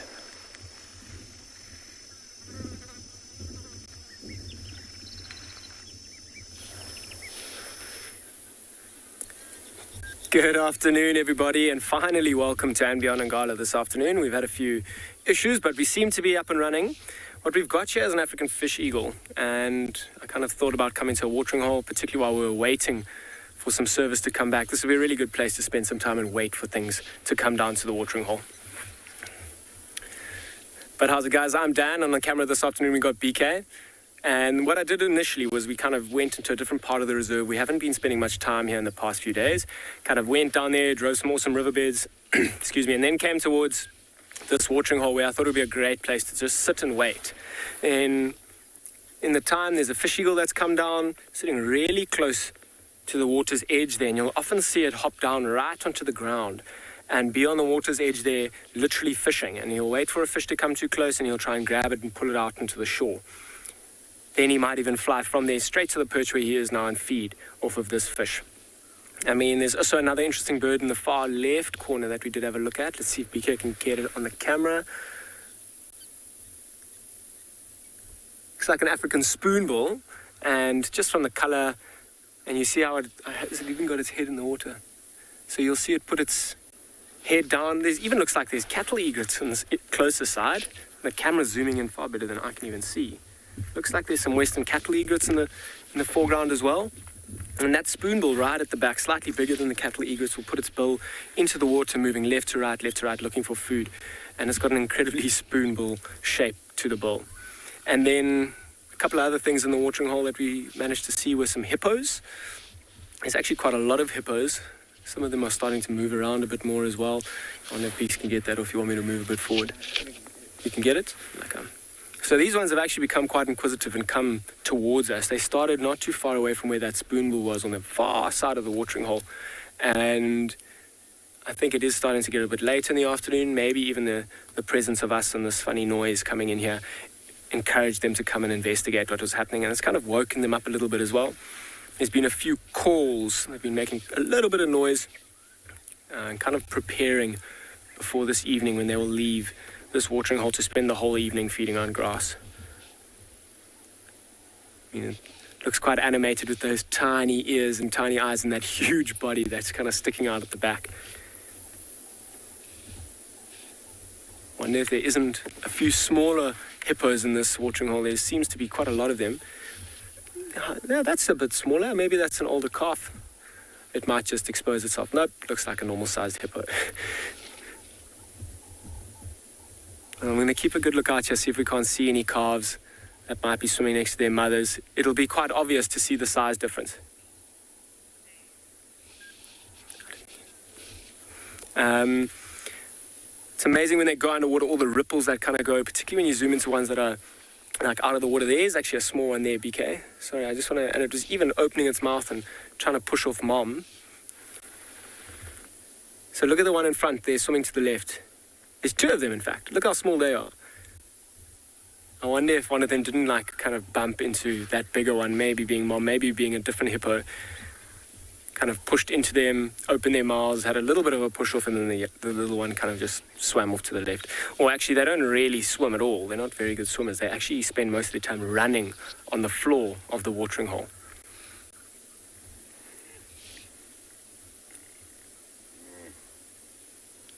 I don't know if you copied that. They are starting to make those noises, starting to move around, starting to socialize amongst each other.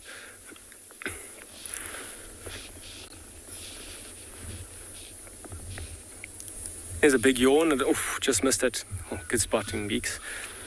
Look at how big that wave was. He had to really get out of the water.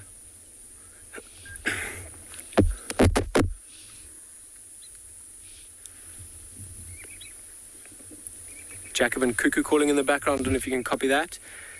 All those ripples getting closer to the shore as well. You'll see as it starts to cool down, they'll start to move a little bit closer to that shore until they eventually leave.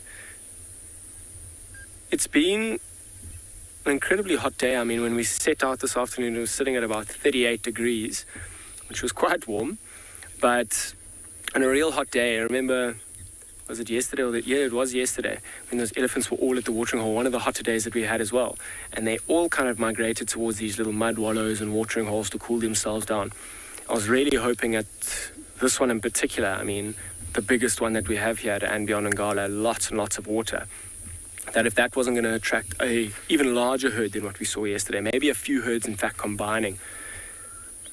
But it seems to be very quiet. There are a few impalas like on the far side. There's also normally a few crocodiles, which I had a good look out for. I haven't seen them. I mean, this time of the day, more often they're not right on the banks. I have done a good look around the whole bank to kind of see if there are any.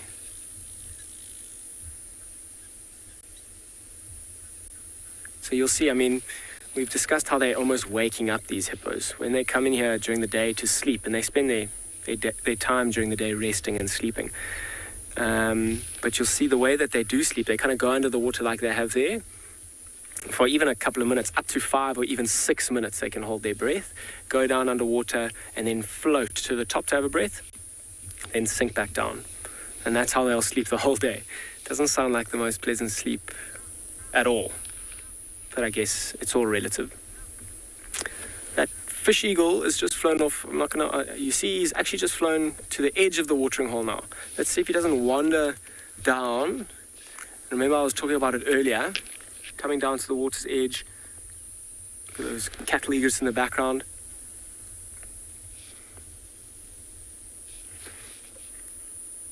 Flying right towards us. It's quite pretty, actually, them flying over the water. Look at the shadows and the reflections on the water.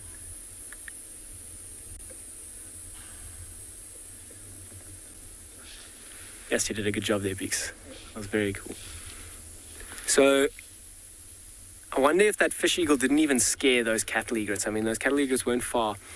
I wonder if that presence of that bird just kind of chased them away and caused them to fly. Going down, has this fish eagle got something in its talons? It's a little bit far to see, but can you see how it kind of bends over like that? And it's putting its bill right between its talons, almost as if it's got something, in fact. It's a little bit far to see exactly what, but when he did fly off, he did kind of scrape the water's edge. I wonder if he didn't pick up a small fish. See how it's definitely got something. You see how it puts its bill there, then pops its head up, and you see how it looks around, making sure that there's nothing that's going to sneak up on it.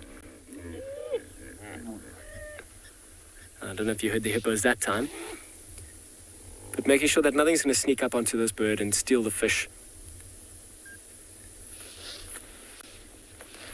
But that's very, very cool, hey? The colors of that fish eagle as well, beautiful. I mean, the white is so obvious, even at this distance, and I'd probably say almost 150 meters away from that. Watching very carefully, hey? And very closely.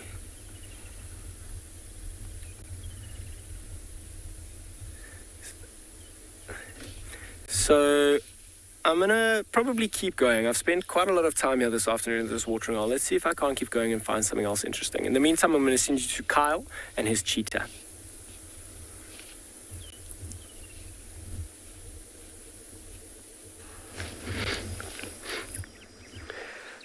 A little cub getting tucked in there. I just would like to correct myself there. I'm not entirely spot on with what I answered there within regards to their eyesight. They actually have very sensitive, they have light sensitive cells in their retina, my apologies, that enable them to have very good vision. I mean, a cheetah can spot between 2 and 5 kilometers prey away from it.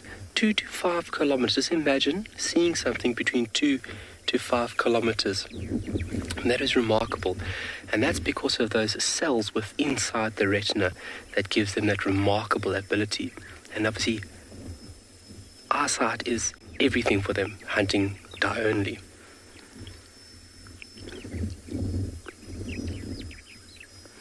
So that is also like birds of prey, like I mentioned, where they'll also have those light-sensitive cells within the retina, enabling them and giving them phenomenal vision.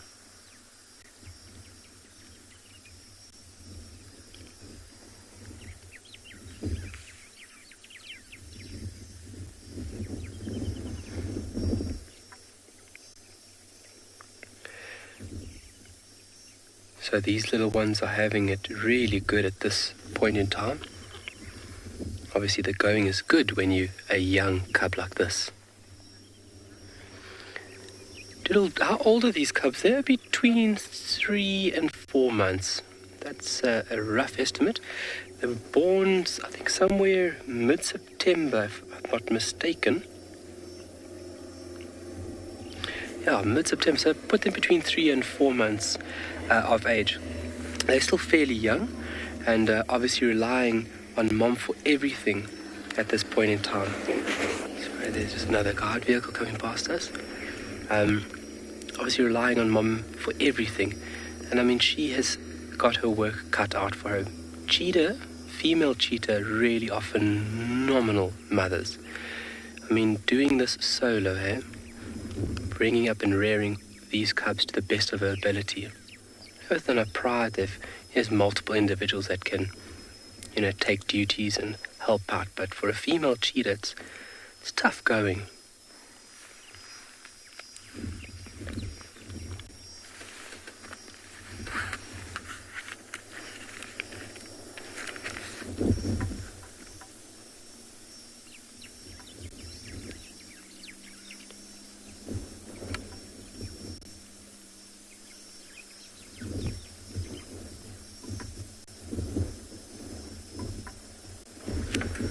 What a lovely sight.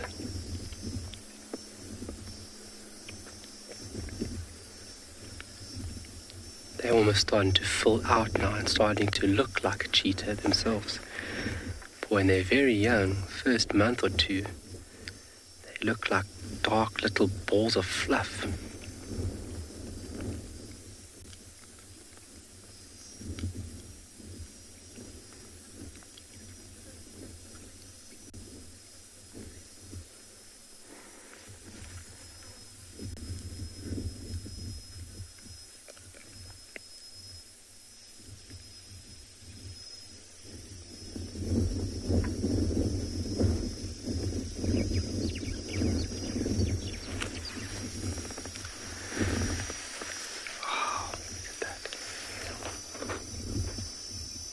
One little cub locked onto us.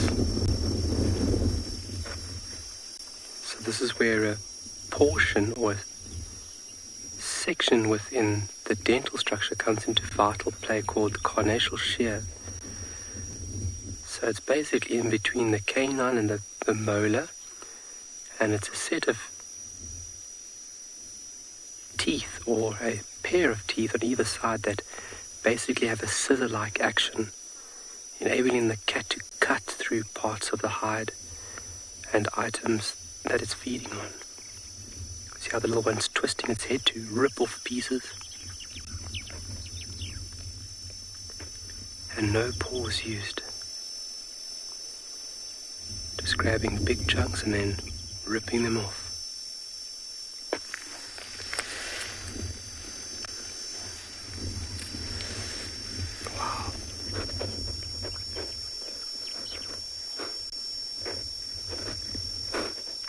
And they'll gorge themselves here now. Wow.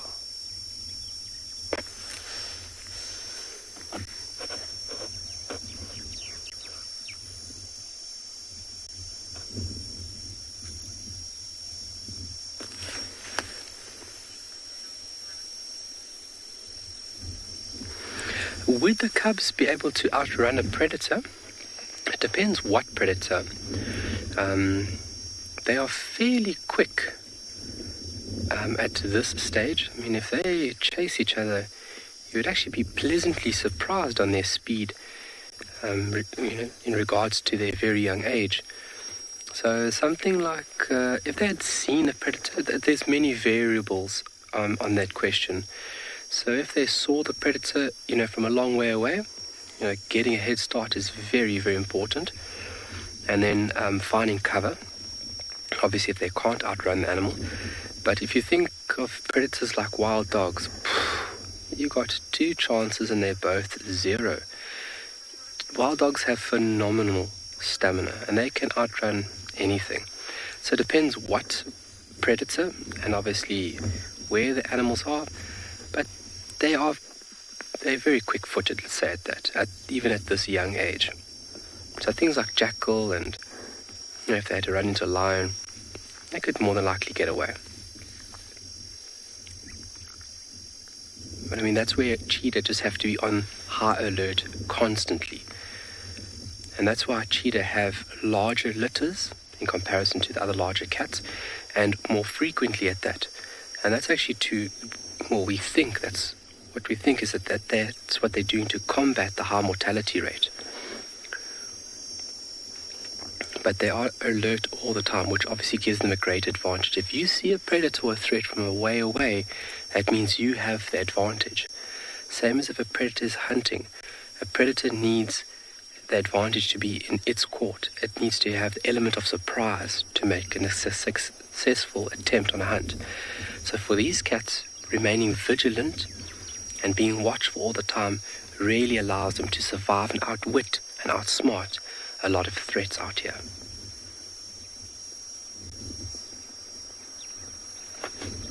But unfortunately it does happen, and it's something that needs to happen.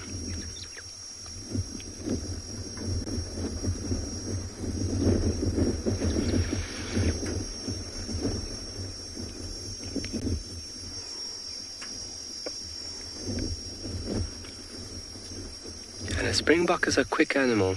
A springbok at full tilt, it would be doing 88 odd kilometers.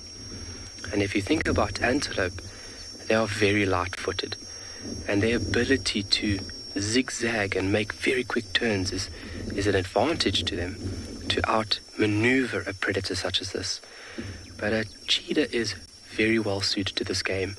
They've specialized themselves in every manner, and they've sacrificed a lot for this specialist niche market, so to say.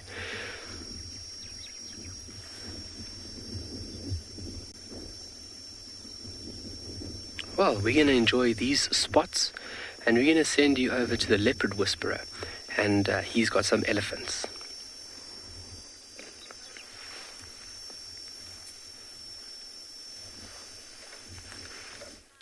We are indeed with Ellies at the moment. Unfortunately, the whole herd has crossed the road and disappeared already, so there's just one left that is busy moving.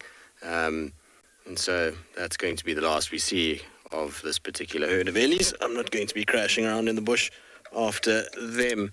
But we're having a frustrating afternoon, not because the Ellies are going in the bush, but because of the fact that we've got tracks for Mulawati and a female, and there was a report of a leopard seen very close to where we have these tracks running across the road, which I expect is him.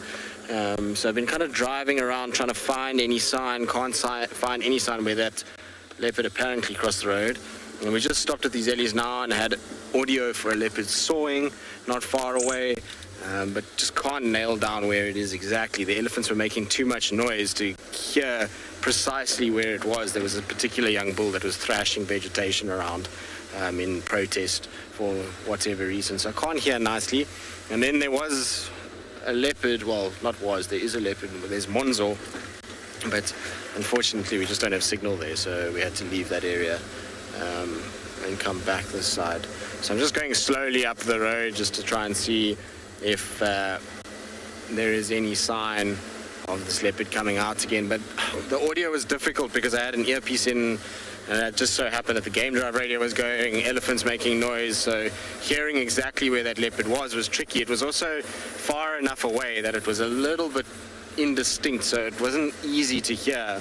It wasn't close, so I think this must be calling from either somewhere kind of up the road here, or maybe a little bit further to our east. The problem is that the signal drops off drastically as we go down the slope on this eastern side, so it's not really an area we can explore too much. But I'm just driving slowly up here in the hope that maybe we see something. I'll also turn off and just listen. It could be Mulawati just avoiding us and doing loops around us. It's possible, but like I said in the beginning, if we don't try, we'll never know, and we'll never kind of get him right. The more we kind of is around, the more we need to try and be in the area, and eventually, hopefully, he kind of just starts to understand that we're not trying to chase him. I mean, it feels like a bit of a lost cause sometimes, but you've got to put a bit of effort in sometimes. It can't always be easy, and so, well, we're trying. Whether or not it's going to work, I don't know. but it's intriguing that there's also a female track around here. It must be for Tlalamba because we tracked her to here yesterday morning.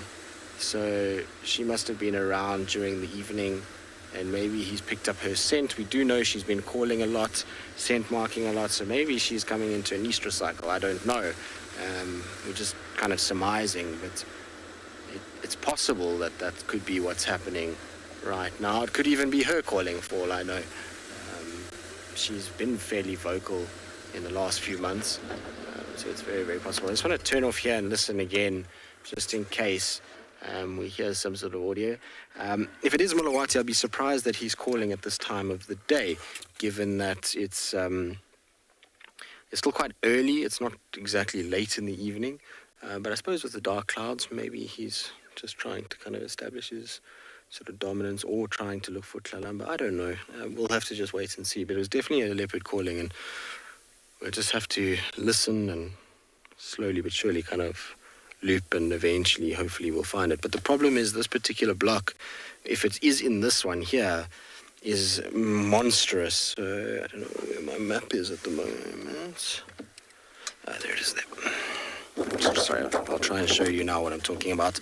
So to give you an idea, where we are right now is just here on Cheetah Cutline. So where I think that calling is coming from is this block here, which is a very, very big area. If you look at the sort of total size of Djuma, I mean, you see that. It's almost kind of, I would say, maybe 1/6 of Djuma, this little block. So if he's in there or she's in there, it's going to take a long time. Now, where they thought they saw a leopard crossing is about where the E is on Cheetah Cutline, kind of coming across. But the guys saw it from this boundary, so they couldn't be 100% sure if it was a leopard or not. I came up here not long after that and found a herd of impala crossing the road. But maybe it was a leopard that was hunting the impala and was just trotting across to try and get to them. I don't know.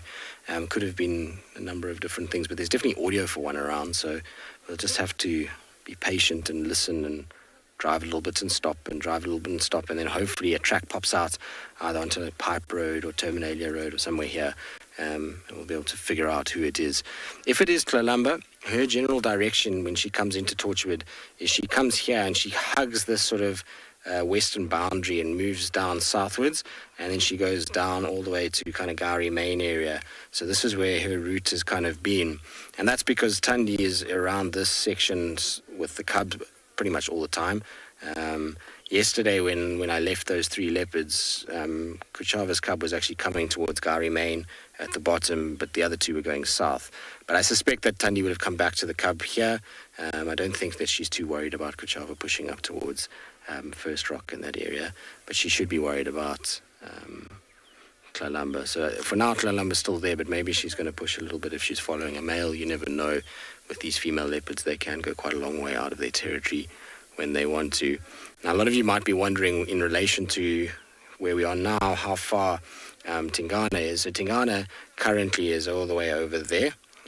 So he's right in the center of Djuma. This distance here, while it looks quite far on a map, is probably a good night's walk for a leopard. It's not difficult for Tingana to cover this area, but if he's hearing leopards sawing and it's a male, you probably find he's not going to move in this direction, or maybe he will. I don't know. It hasn't really been doing that, so I'd be surprised if he does. Anyway, we'll sit here, we'll listen, maybe we'll get lucky. Hopefully something will show up at some point.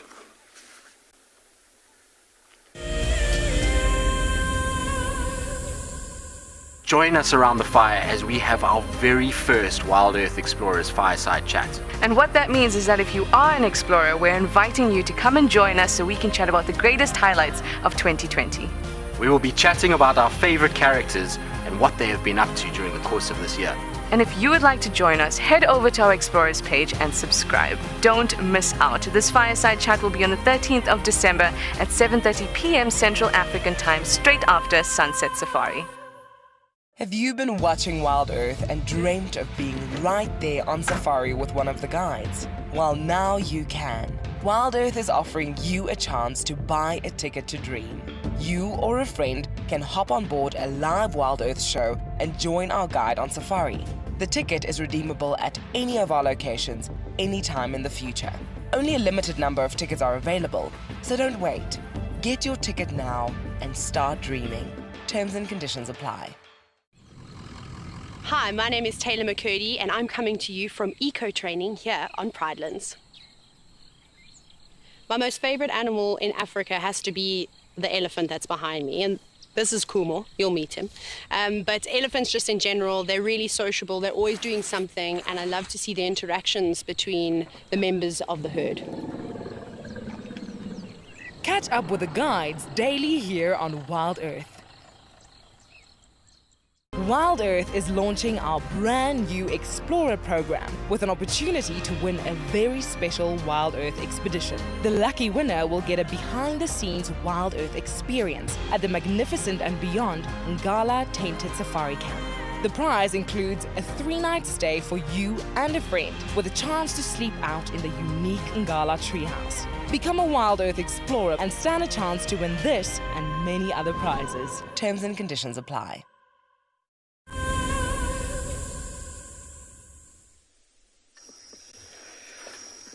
Welcome back.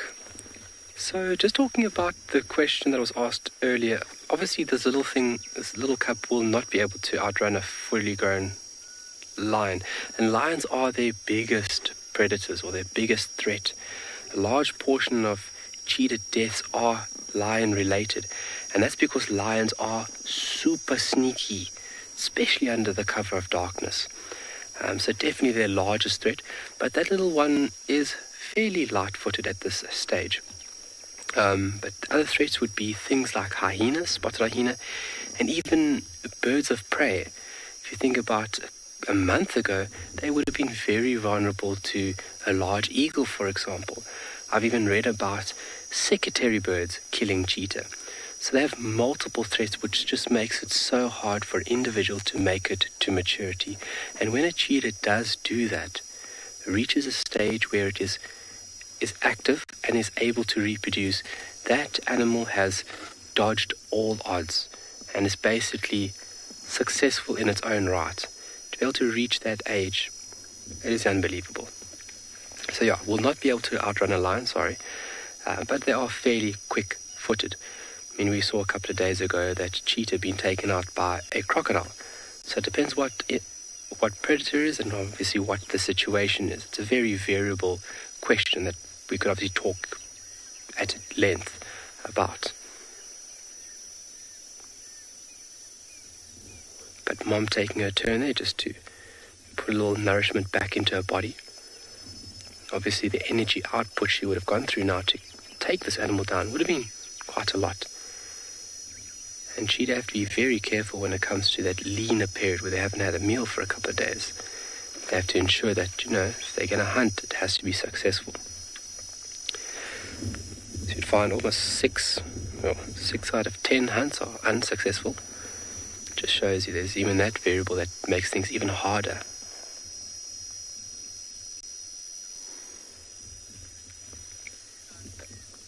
Oh, when will the cubs start helping their mom with hunting?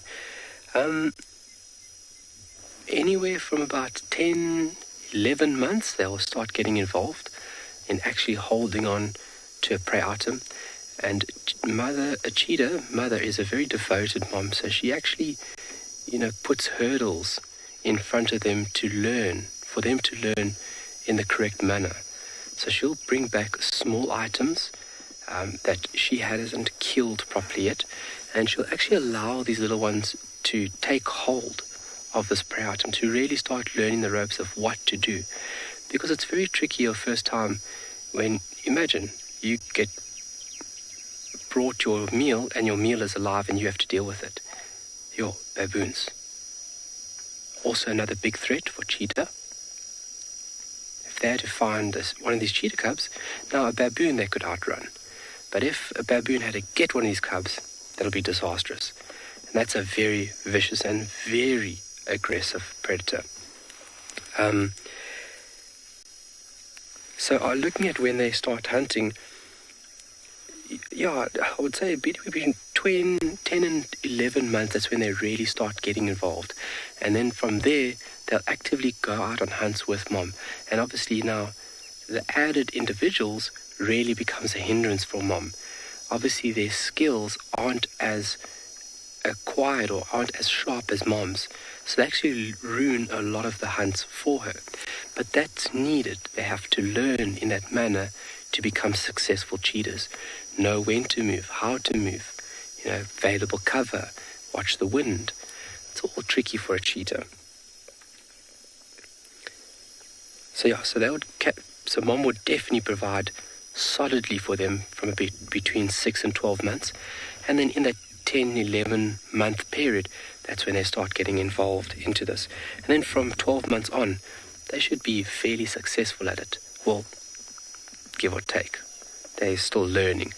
And then obviously 18 months, they'll start really finding their footing. They're independent about 18 months.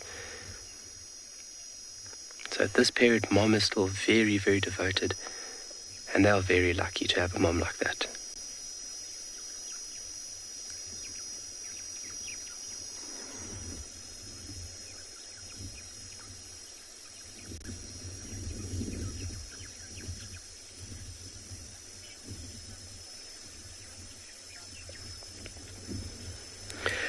CNAC, sure, I just got parts of the question. Sorry, the comms are very bad, yeah? But something about copulation in males, multiple copulation with females, I think the question was.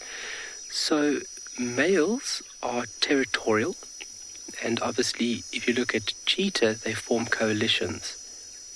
And within a coalition, you are more dominating, more powerful force. And you can obviously have rights to very successful or high productive areas. And within these areas, not only having prey availability, but in turn that prey availability attracts females within your territory. And so if you look at a female when she's in estrus, her urine will change, and that, with pheromones and chemically her body will change, and that will obviously come through in the urine. So if females get attracted into this area because it's a high productive area, they would go in search of that female. And that could be multiple females within a given area. So the better you are suited within a given area, the more access you have to food, and as well as females. And if you think about evolutionary traits and the drive behind it, there's nothing to push it forward harder than anything else than to reproduce and to feed. So a male will mate with multiple females in a given area. And that's what the male is driven by. He wants to send his genes, his genetic code, into obviously the gene pool. And the drive to reproduce is very strong amongst multiple organisms and very strong with cheetah. I mean, if we've caught brief glimpses of how aggressive those two males are or were when they found this mother, and they can be very dominating when it comes to the mating ritual. It can be a very aggressive affair. But yes, a male cheetah will mate with multiple females. There's no limit, let's say it on that. Obviously stamina, but there's no limit to say only one female. If you can have multiple reproductive partners, that is even better for you.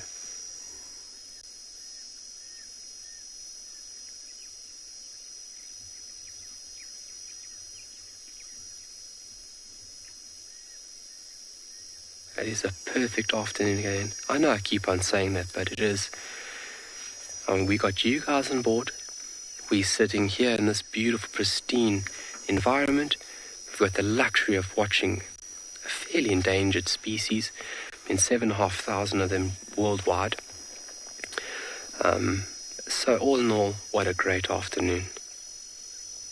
And then also to see that these little cubs are still doing well is a cherry on top of the cake for me today. Because we do get involved and we do get attached to these animals. Talking about exciting stuff, please would you guys, if you do have a moment or two, take a look at that new initiative and sign up. theWildEarth.tv/explorers for a very exciting and new initiative that has just taken off. For all the thrill seekers out there, or just want to get more involved, or want to understand more, please take a look at it. It is very, very, very exciting.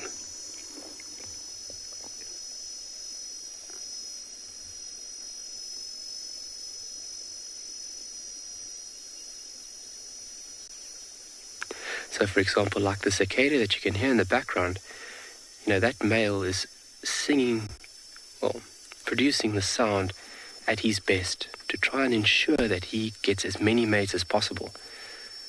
With these individuals, cheetah, that's different, obviously, but it's still that basic driving factor, the urge to reproduce, is unbelievable.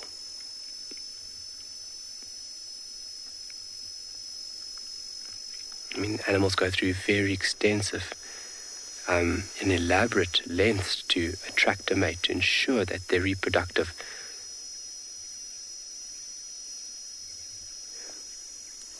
Brenda, good afternoon. Do cheetahs eat bones? I've seen them nibble and gnaw on thin, small bones, but they do not have the jaw capacity or the jaw power in order to really get onto thicker bones. That'll be left for a specialist like the hyena. Hyena's obviously got a very, very powerful jaw. In terms of power, they can exert about 1,000 plus pounds per square inch of bite. And that is a tremendous amount of force. They snap bones like toothpicks. Whereas in cheetah, it's about the 500 mark pounds per square inch.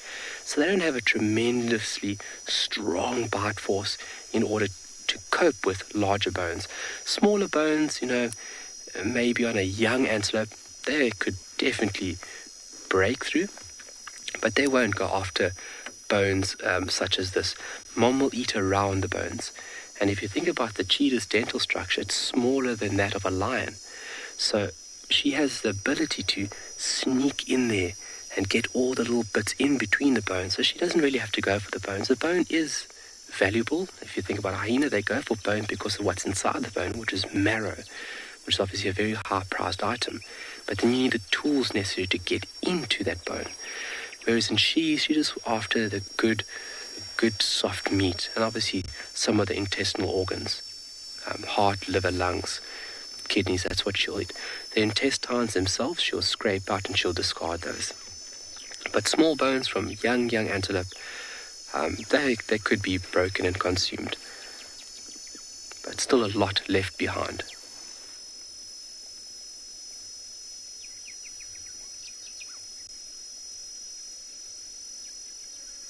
And then once the bones are left behind, you get things like giraffe eating the bones.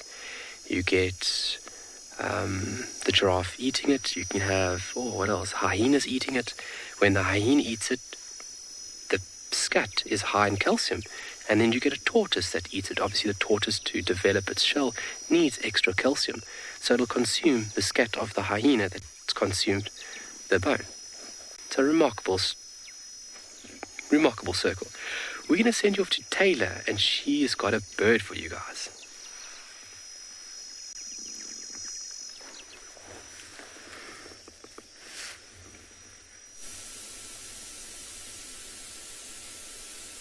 Well, Leopard Dam seems to be the spot this evening, as we've got the last of the golden rays as they poke through the clouds on a beautiful grey heron. And it is actively fishing at the moment. You can see the focus on its face. It's moving its feet ever so slightly. And hopefully it's going to pull its neck back a bit more and then shoot it forward and catch. I'm going to go with the frog. What do you think, Sebastian? Frog or fish? Frog. Yeah, Sebastian also thinks frog. But it's hunting just underneath those sort of overhanging branches. So perhaps there's some little barbel or small catfish moving around. There are quite a few insects and things causing a bit of disturbance on the water, but that's not really what it's going to be going for. It needs something a bit more substantial than a water strider or whatever may be causing those ripples. Come on, heron. We're all waiting here. Always funny when they poke their tongues out. Got rather sharp tongues, very pointed, quite slender. No luck.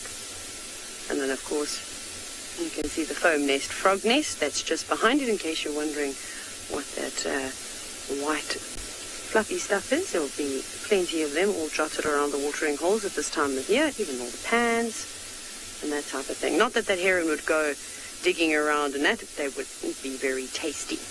And again, not very well developed, not quite the snack that this heron will be looking for. Quite interesting. Every now and then we see them, I suppose, yawn. And that's always fascinating to see their tongues. Strange looking things.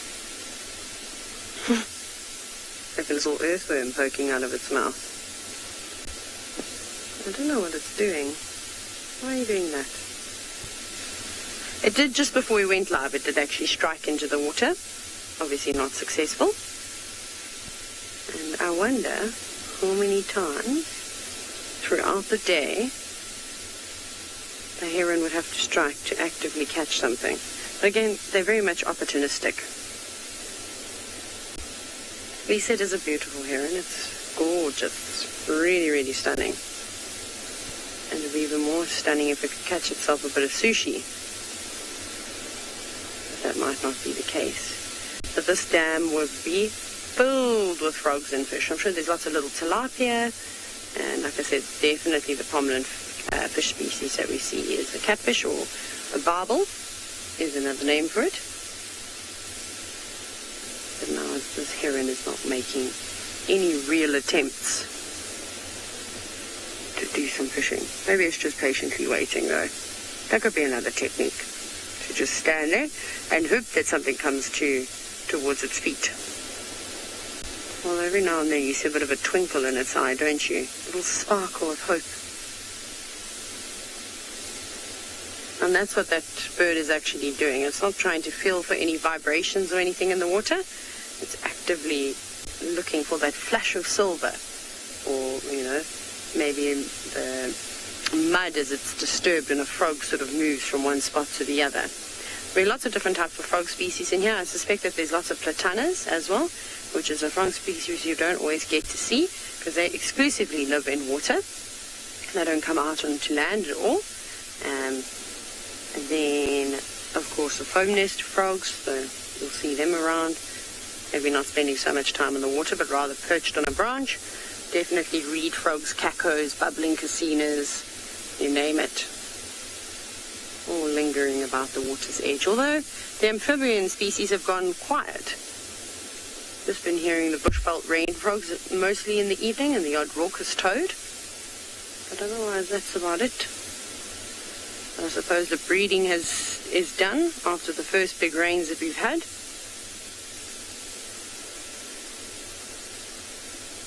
But you can hear it's fairly quiet at the dam. You can hear the Aramark babblers in the distance. They're quite far away.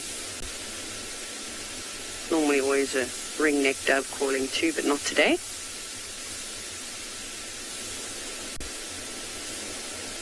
And there's almost not even a breeze. It's actually sickeningly hot at the moment. And Tristan described it very well, like being wrapped in a warm blanket. I think the cool water on this heron's legs will be quite nice and cooling. And that's maybe something that the lions would enjoy if they were brave enough to take the plunge into a bit of water.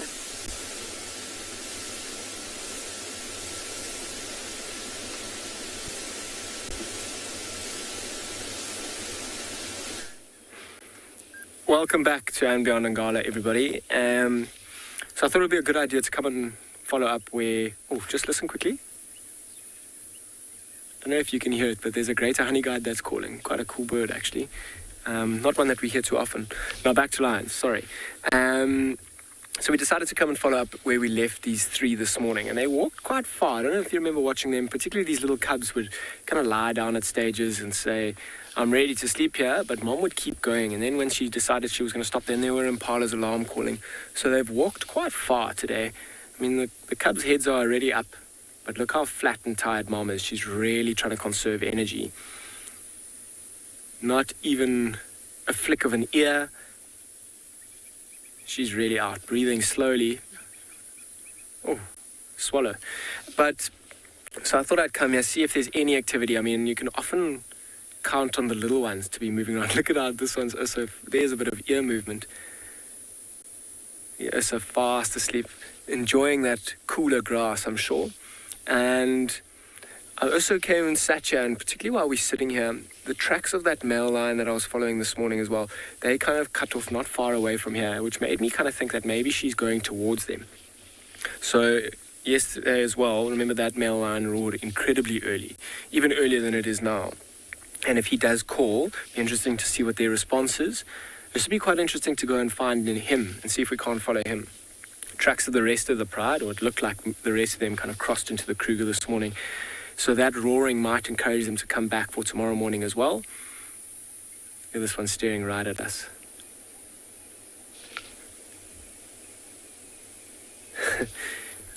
Don't know if he's trying to decide whether to fall asleep or just keep watching us.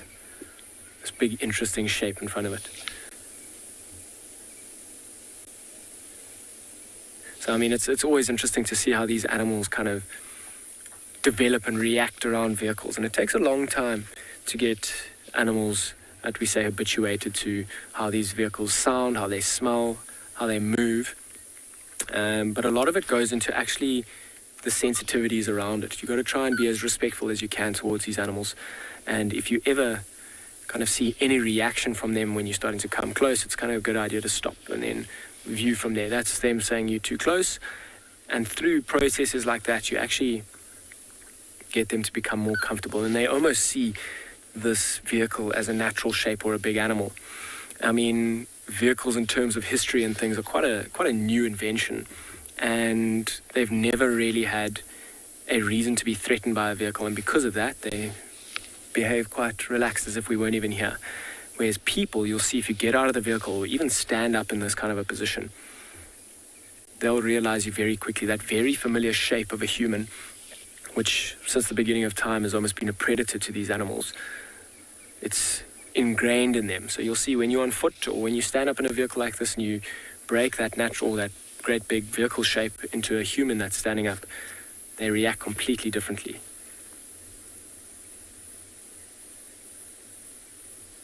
Wonder if that one on the left, the little one on the left with its back legs open, isn't enjoying this. And there's not much wind out here, which I'm a bit upset about because it's still incredibly hot.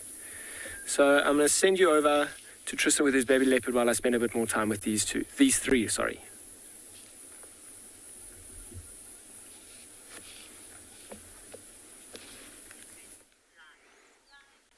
It is very, very warm, which is why Tingana is sleeping now. So we left the area where that leopard was calling. Unfortunately, not a lot of signal, and unfortunately, Trish also had to head back to camp with a couple of issues, and Theo's not feeling very well, so they're not back out. So I thought it would be better just to come back here for two reasons. One, there we were struggling a little bit with where it was and the signal and various other things. But two, we were also, there's a lot of potential for a lot of different things to happen here on quarantine this evening, because where Tingana is right now is kind of in the middle of quarantine, and about, I would say it's probably about 200 meters from where we are, up in that corner, kind of where those marula thickets are, down at the edge, where it starts to get thick is where the lions are at the moment. So they're still very, very close to one another.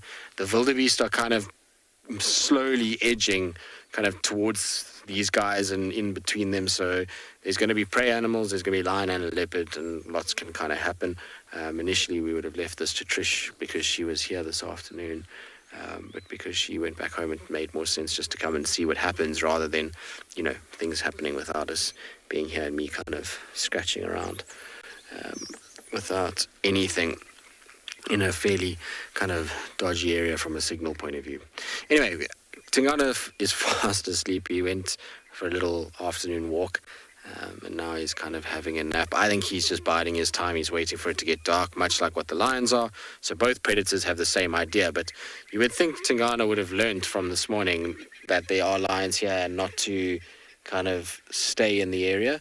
But for some reason, he's decided that, well, he's going to try and just outweight the lions, but I suspect he's going to have a losing battle here. The lions are kind of peering up towards where these wildebeest are. When I saw them, when I was trying to find him, we just briefly saw their heads from a distance. And so I think that they're going to be interested in hunting those wildebeest as he's going to be interested in hunting lambs. Hopefully, though, the lions get up and start hunting first, he sees them and he doesn't get himself into trouble. Because if he tries to make a kill and he's successful, these lions will be on him pretty quickly and he's going to have another rough evening. So he's going to have to be really careful tonight. It's always a concern when you have lions and leopards in such close proximity, particularly at this time of the day where both parties are going to be getting active again and starting to look for food.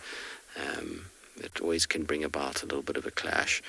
Obviously, if the lions kill, he's not going to go anywhere near it. He won't rush to where the lions are. But, you know, if he's the first one to move, then definitely going to be an issue, that's for sure.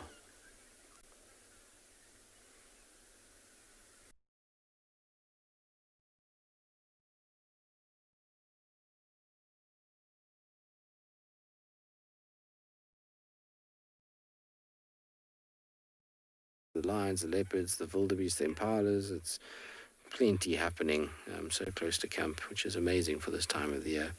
Grace, you're asking, are they at risk when they're asleep? Can be. If they're sleeping for too long and they end up in a situation where, well, not too long probably, they're in a deep sleep in a thicker area and they don't see something coming, then they can be at risk. Sometimes cats can be attacked like that. But generally, no. They're very aware of their surroundings. So even though he looks as though he's kind of completely out and fast asleep, if I were to go there and try and kind of, you know, move around, or even now if I stepped out of the car, he would bolt upright immediately. So while they are asleep, they're still very aware of their surroundings. Noise, smells will often wake them up a little bit, and they'll open their eyes or they'll listen. And if things get a bit closer, then they pop upright and look in that direction. So I mean, they're a little bit at risk, I suppose, from another cat that's stealthy, but otherwise, no, not really. They pretty much hear most things coming and are able to deal with it. Find it when they're most vulnerable is when they're weak. So like when he was in 2000, and I've got to remember now when he was feeling so down. It was the beginning of 2018. End of 2017, beginning of 2018, he was then at great risk when he was sleeping because his condition was very, very poor. And so even if something found him, his ability to defend himself was almost zero. Whereas now he's fit and healthy, and you saw this morning with those lions, is when he got close, he was able to kind of see them and run pretty quickly and up into a tree. If he's in a weakened state, that ability to do those things is compromised, and therefore resting and sleeping like that in a weakened state can often lead to quite a lot of danger for a leopard or lion or whatever it may be that's in that compromised position. Amazing how sleepy he is, though. It's been a long day and a hot day for Tingana. It started pretty early this morning with being chased by hyenas, then chased by lions, then the heat came. I'm pretty sure he's quite happy just to have a little bit of a nap. But I'm so glad we're seeing a lot of him. It seems crazy to think that 3 months ago we were questioning where Tingana was, what he was doing, where he had disappeared to. We weren't seeing any signs of him anymore. And all of a sudden in the last couple of weeks he's been a much more permanent feature of the Djuma landscape, that's for sure. What have you heard, boy? Whatever it was has woken him up, that's for sure. He's just gone bolt upright, and you see he's got quite an alert look on his face. An elephant shouting. Don't hear anything else. I mean, there is a car, obviously, but that shouldn't have woken him. He didn't wake up for us. Maybe it's the lions. Maybe they made a little bit of a noise. But you can see, look how he's looking down in the direction of where the lions were.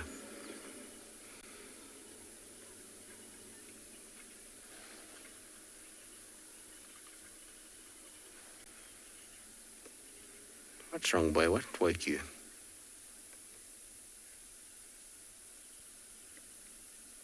Something disturbed him, that's for sure. Anyway, we'll sit with them and see what happens. There's, like I say, lots of potential. Hopefully, he'll keep out of trouble this evening, though.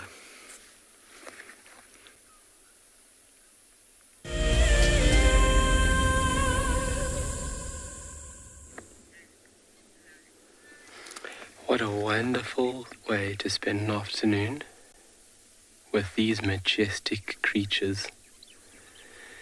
It's an absolute privilege and honor to have seen these cats before and watch them grow to this stage. A little bit of grooming going on there. Lovely. A bit of sibling love. It's very important.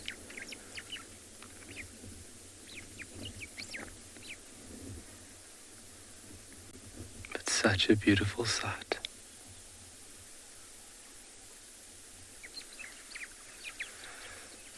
Mom just nibbling away there on the carcass. And the little ones' tummies are so full, I think they've given up for a little while.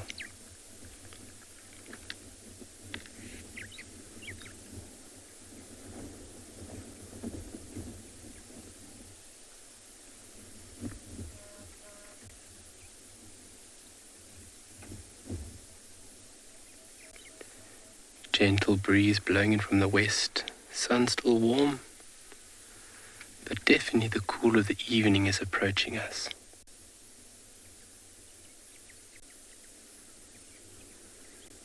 It's almost where life can take a nice deep breath and things are kind of okay. It's not so harsh and hot, but just perfect.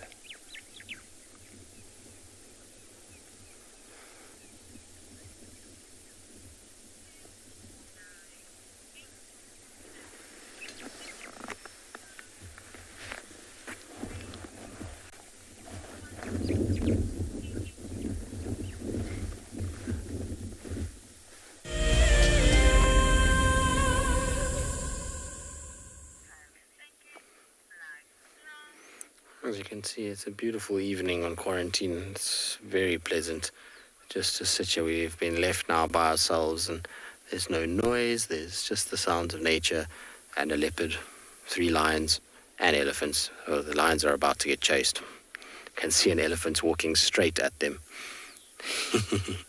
Right in the distance. It's going to be behind a whole bunch of bushes. I mean, we can try get there and see if we get there in time. Let's see. Let's try. There's a whole herd walking at them. Come on, Rusty. They'll come back to Tingana now. Hold on. Tingana's not going to go anywhere, so we don't have to worry too much about that.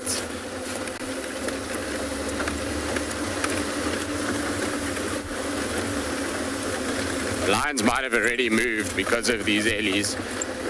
Like I was saying with ellies in the past, is that wild dogs are something they don't like, but lions too. Lions are obviously dangerous for a elephant, and so when ellies see them, typically they're not hugely impressed with them being around and will normally chase them, but they're coming straight down the road to where theoretically the lions, well, where I last saw them anyway. Here they are here. So let's see if the ellies come and chase them. You guys are about to get moved, I'm afraid. Like you chased a leopard this morning, you're about to get moved yourself. You can see, there we go, there's the elephant in front of the lions. At this stage, it looks as though the kind of ellies might bypass that lead group, but there's another 3 that are coming from the right that might just cause a bit of havoc. But we had ellie and leopard yesterday, ellie and lions today.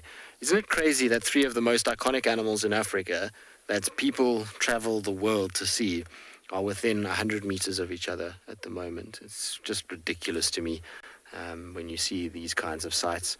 Sometimes we forget how spoiled we are in the Sabi Sands. It's ridiculous, the level of interactions we get between the animals here from, like I say, predator relationships in terms of like hyenas and lions, hyenas and leopards and lions, but then also interspecies sightings like this where you get multiple species in a same place, which is crazy. Now, I'll imagine that these 3 lions, you can see they're watching the ellies quite carefully. The ellies that are going to be the problem are the ones coming from the right. So there's an elephant mother with a tiny little baby that's walking towards that lioness now. That's going to be the one that they're going to need to be a little bit careful of, because she is going to be super defensive of that little calf. It's a tiny, tiny little baby. You can see it almost fits underneath mom. And so that's not going to go down well if that Ellie sees those lions with her tiny baby. She's going to make a lot of noise, which will bring all the other elephants out to help in the sort of defense of that little calf and the herd itself. So we'll just have to see what happens now. Timber, because when you are 180 kilograms and something that weighs 4,000 kilograms bears down on you with anger and fury and wants to squash you, you'd also be pretty scared of it. Elephants know that lions are a threat to them, and so they often will throw their weight around to try and chase the lions away so that they don't hurt them. But an elephant is supremely strong. It's way stronger than what the lions are. I mean, everyone always gives lions the king of the jungle tag, but actually out here, elephants really are the kind of the boss of the game. They don't stand back for anybody. Here we go. This elephant is on a crash course straight towards the lions. And it just moves slightly, just to give us a better view, because the way the bush is lined up, it's not kind of helping a little bit. I mean, lions are going to scatter regardless of what happens. What I'm intrigued to see is how the Ellies that cross the road, how they're going to react to all of this. Yeah. Luckily, we've got a nice dense thicket in front of us, so if any Ellies come out, we're not going to have to worry too much. They're certainly not going to come at us, that's for sure. There's this beautiful orange glow, though, that's all of a sudden come out. You see even the little Ellies have taken on a more orange appearance in the grass itself, and the sky has just all of a sudden kind of gone on fire. But look at that. Isn't that cool?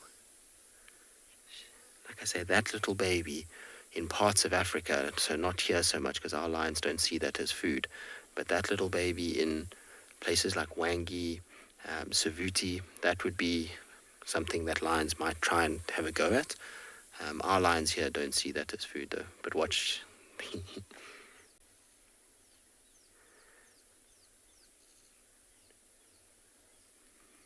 can see she's watching very carefully, and she's debating whether to go or to just sit quietly in the hope that they pass by. It's much like what we saw from Tundi yesterday. How there is no wind whatsoever, so it's probably why the Ellies haven't picked them up. Also remember, the lions haven't come from that direction. The lions have come from my side, so the Ellies probably don't know that they're there. But isn't that ridiculous? That's so cool. Little baby, be careful. Can never be too sure. Though watching the lionesses, one is only watching these Ellies, the other two couldn't be asked at all to do anything about it.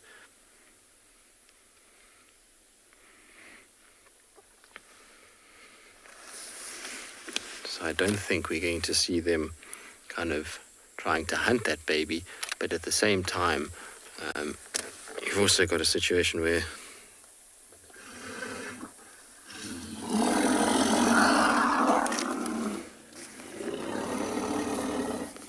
now look at the rest coming down the road. What did I tell you? The whole herd will come.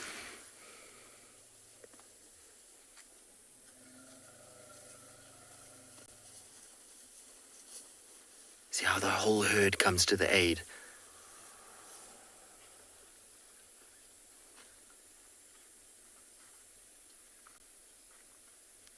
Isn't that incredible?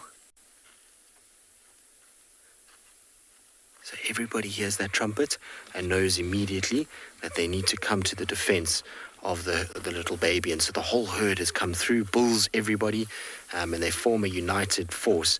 And they'll from there be able to then push the lions away. And you can see they're smelling where the lions were sitting. It's exactly the same behavior that we saw yesterday with the Ellie chasing Kuchava and Cub. A very, very similar situation, except yesterday that young bull wasn't too perturbed, but because this is a cow with a little one, she screamed and the whole herd has come quickly in order to try and help her stay safe. The little baby pushed to the middle, everybody on the sides, and all is well that ends well. The lions have just moved off a little bit and lay back down again. They've gone completely flat. They're not too worried. They know they got pushed off far enough, and everything is back to normal again.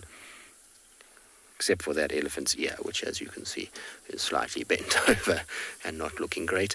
What a weird thing. I remember last year, or this year actually, sorry, in January, February, was all of a sudden we got a massive increase in elephants with this exact problem, where this ear folds over, and it's almost like the cartilage is damaged, so it like kind of turns down, and the elephant's ear flops. And we saw a number of different individuals with it, and I tried to find out and ask a lot of people, had they ever seen it, and why it was all of a sudden so much more prevalent than it has been in the past, because every now and then you see it, but this particular Jan-Feb, it was really everywhere. And I was wondering if it was maybe due to drought years, that there was a lack of nutrients, that maybe cartilage is not developing properly and therefore falling over. So I was kind of trying to find out, but no one really had the answer for me as to whether or not that could be a problem. But certainly been a lot more noticeable of late. I'm trying to see if I can see where Tingana is from here, but I can't see him. He would have heard this commotion and watched, but I doubt that he's moved. I'm pretty sure he's just staring at what's going on. But wasn't that cool? It was absolutely amazing. And the sunset is also spectacular. Talking of which, Dan sounds like he has got an amazing sunset on his side.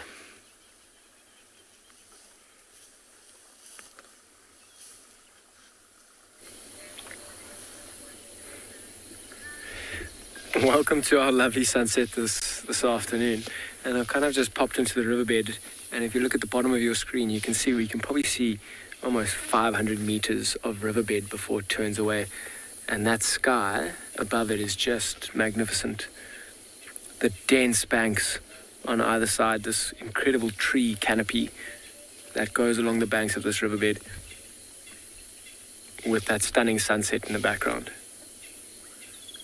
Something that you don't really ever get used to be fair. Particularly in wintertime, being able to watch every sunrise and every sunset is quite a privilege. And the colors, I mean, you sit here just watching and the colors change every few minutes, even every few seconds. It's that time of the day when lots of birds are calling. They're kind of finding a place to rest for the evening or to roost. Lots of them calling to each other, making sure they know where everybody is, and you'll see tomorrow morning they'll do exactly the same thing.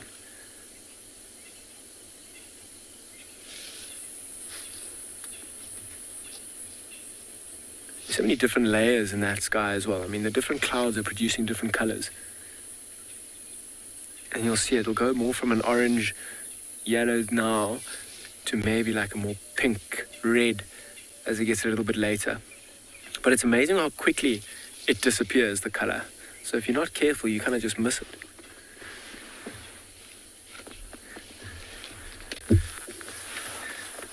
Isn't it just, Horse Lover, isn't it just amazing? I agree with you. So I was just talking about the red color. As we zoom out a little bit, look at on the right-hand side there.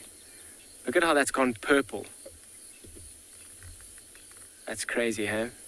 And just the silhouettes of the trees. It's almost like a fire that's burning. It really is beautiful.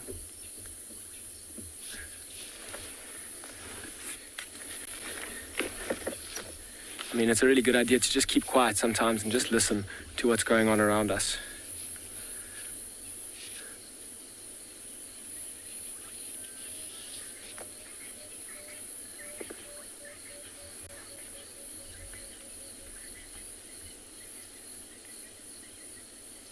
All sorts of birds calling in the background.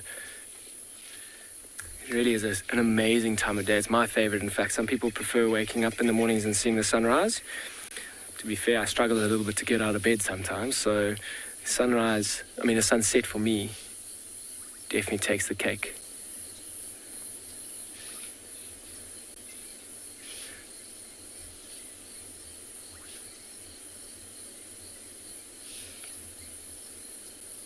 It's amazing how the colors are so different in certain sections. different clouds with different densities, reflecting the light differently. You'll see there'll be a lot of dust and things which also or add to the color. You'll see particular sunset after rain is also beautiful. I mean, the sky is completely clear and you can see much further as well. So this kind of image is so much clearer, particularly after a big rainstorm, settling all the dust around. You can even hear frogs starting to call.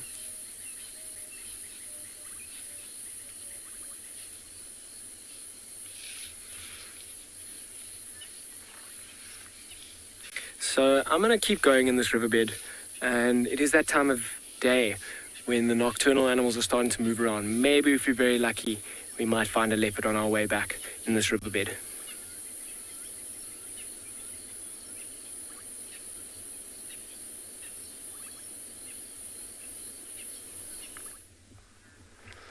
Very exciting times when the nocturnals start coming out. Good luck, Dan.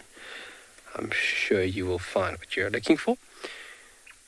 These little ones have decided it is time for seconds. You can see one. There's a little ram.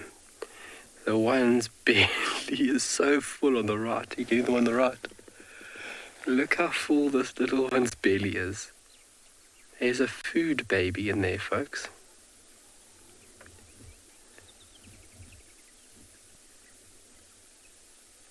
And they have to gorge themselves like this in case of a threat that presents itself in the area, and they need to book it. They need to ensure that they have fed enough. They have got enough nourishment from this carcass. If the unlikely event of another predator rocking up here, and if they book it, they're booking it with full tummies. And that's typically what cheetah do, is that they will sit down in a carcass, they will eat, they'll gorge themselves actually.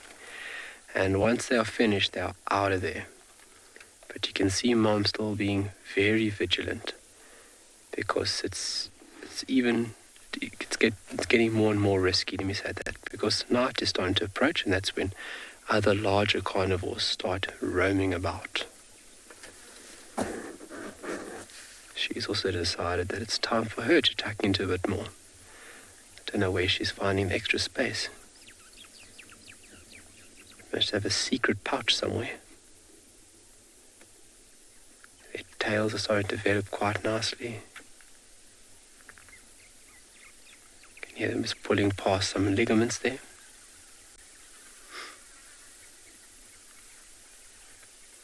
So they've now started on the shoulders of this little springbok. That's what Mommy has brought down for them this afternoon.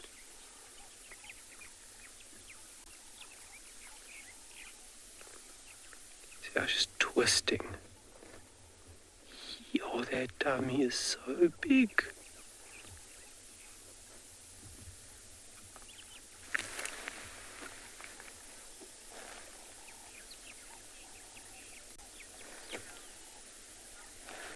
Well, when would they eat again? Miss Carol, this would sustain them for about 3-4 days. And then within that 3rd to 4th day, Mom would really be scouting for any available prey. So if you look at the prey range of cheetah, they're fairly limited because of their lightweight build or frame. So they need to go for small to medium-sized animals, and this springbok is perfect for her to tackle. So in the 3rd, 4th day, they will start looking for something, and cheetah can go 5, 6, 7 days. But yeah, so once you still have a bit of food in your tummy, you still have a lot of energy, that's when you're going to start the process of looking for the next meal. But 3-4 days on average. Obviously it would waver depending where you are, depending if you're in the Eastern Cape or if you were in Djuma or if you were in Namibia, for example. But the general consensus is every 3-4 days they would try and actively hunt. But ensuring that they get as much as they possibly can of this carcass now is a very important thing, because you want enough food in your tummy to push you 3 to 4 days. and also their small dental structure that also pushes them into a category of only going for small to medium-sized animals.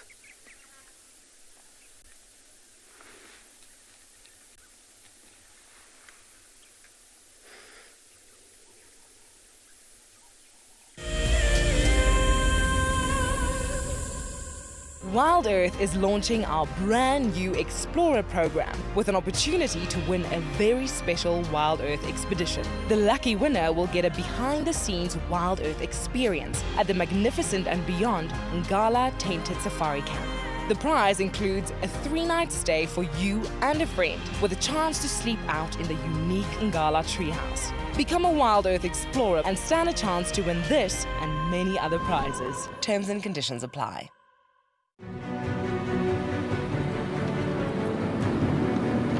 We've seen these ellies really chase wild dogs before. Let's get into spot. There we go, there it comes. Look at that, isn't that amazing?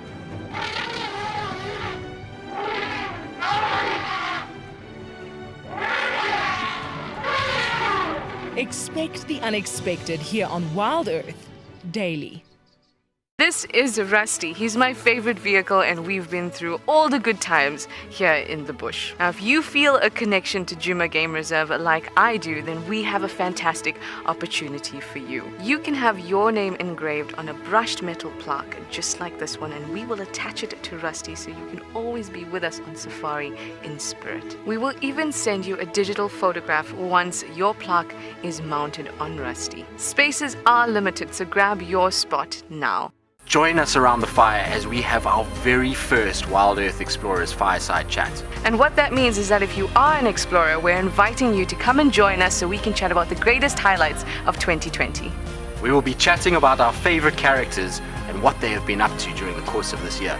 And if you would like to join us, head over to our Explorers page and subscribe. Don't miss out. This Fireside Chat will be on the 13th of December at 7:30 p.m. Central African Time, straight after Sunset Safari.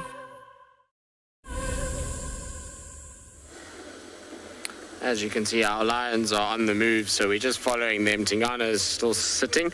They managed to move away from where he was and didn't disturb him. And so they are now kind of on the way. And so we're just following them to see where they head. I suspect they're going to go to maybe Treehouse Dam, somewhere there for water. That's where we're kind of heading. We're heading straight south at the moment.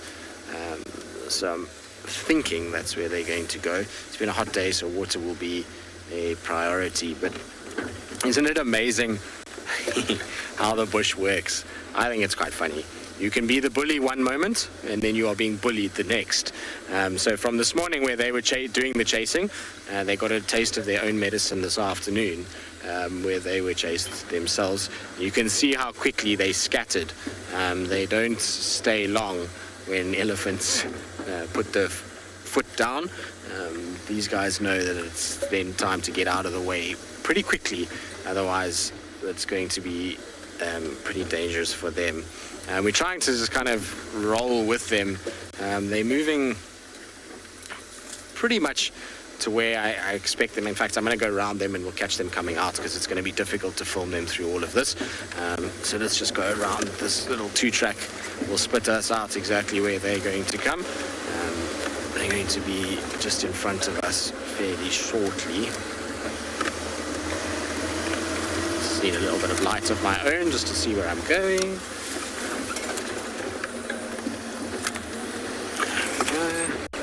Now they should come. There's a big game path that runs along.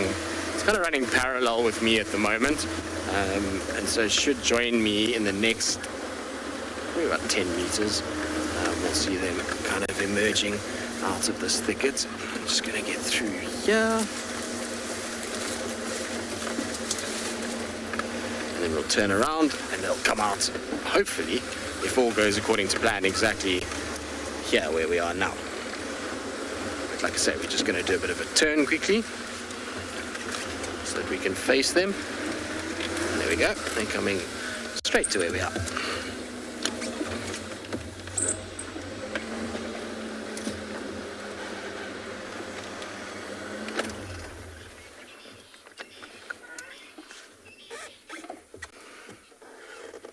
that worked out quite nicely, didn't it? I was hoping they were going to walk to where I am, and they have. Sometimes it's nice when plans come together. They don't always work out like this. A lot of the time you try and kind of have a bit of a prediction and they go the opposite way. Leopards are great for that, particularly Tlalamba and Thandi. But lions are a little bit more predictable in their movements. They have a very specific way that they like to walk. They're typically pathway animals, and they don't really break that path for much. They're pretty happy to kind of just plod along. So you can always kind of tell where they are and which way they want to go.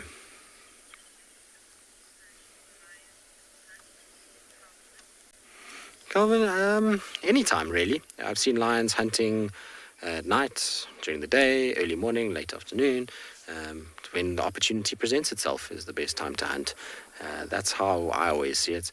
These guys will go after things whenever they present, but their kind of whole setup is designed to be better at night. So they're designed to kind of, or have evolved or developed to be much more capable of hunting in the nighttime than what you can see this lioness is pretty happy to walk right by the car, as is the next lioness. They've kind of gotten to the point where their eyesight, their hearing, their sense of smell, their whiskers, all of this makes for a kind of lethal weapon in the nighttime. They have an advantage over their prey animals at night, and so it's often a lot easier for them at that point, but it's not to say that they won't hunt during the day as well. That was lovely, wasn't it? Nice to have lions walk past. Let's see where they're going to go from here. I'm almost certain they're going to Treehouse Dam. They're going to walk right past the hyena dens, and they're going to go to Treehouse Dam. If they don't, then I'm going to be in trouble, aren't I? But that's what I suspect that they're about to do.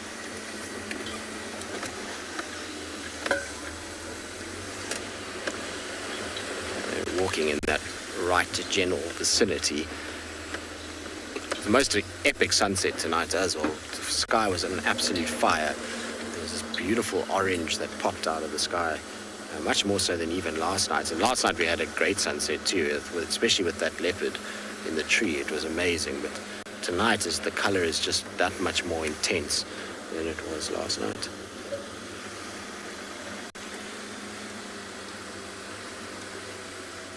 Okay, well, we're going to carry on following the girls. Let's see where they go. Hopefully they're going to head down towards Treehouse for a little drink. In the meantime, let's send you to Kyle with some other cats that are having a meal.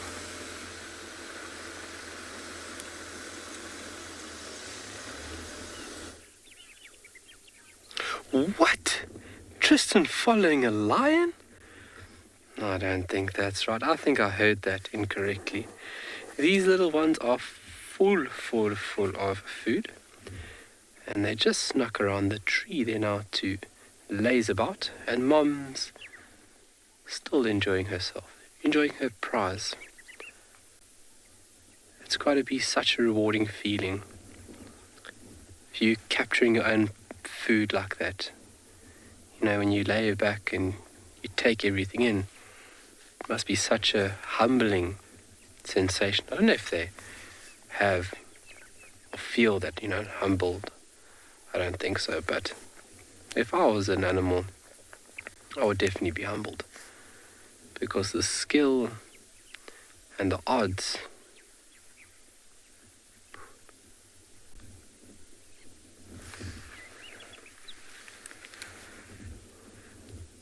see those ribs almost clean. Whoa, the bird nearly landed on my head.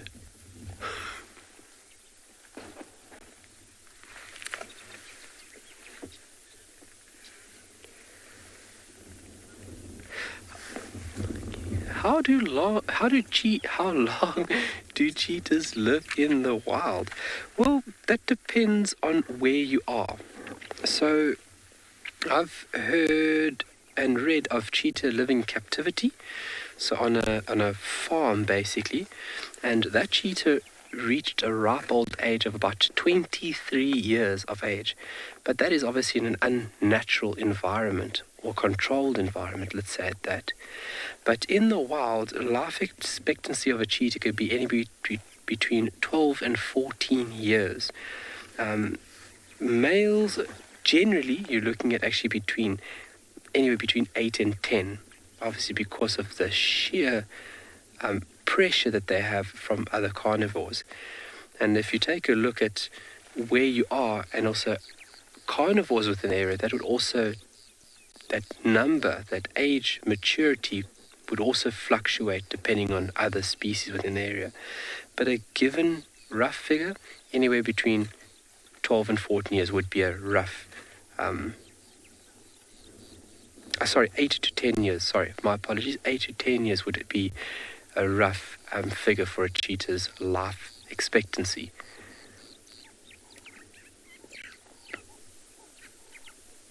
And I mean, that's pretty good going. Now, thinking about the body of this animal and the battering that it takes. And you've got to think about the sheer pressure that's being exerted on this animal when it's running. That's phenomenal. From claws to ligaments, bones, muscles, heart, lungs, everything is being pushed to the breaking point. So, reaching a ripe old age of 9, 10, and that is, you've basically gotten very lucky.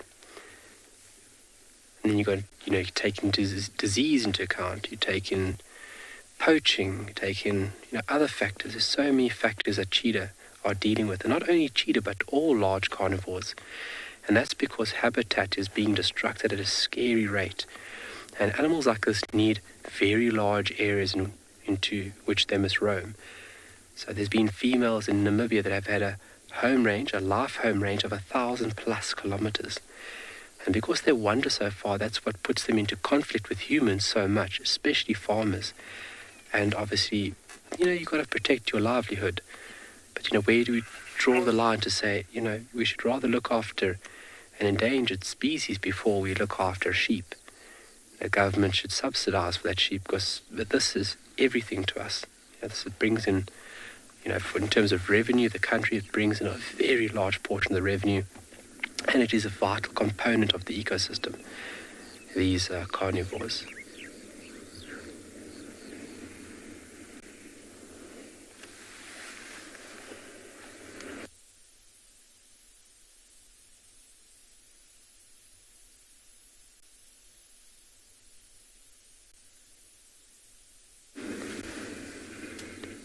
So every single cheetah that we can save and protect, we need to.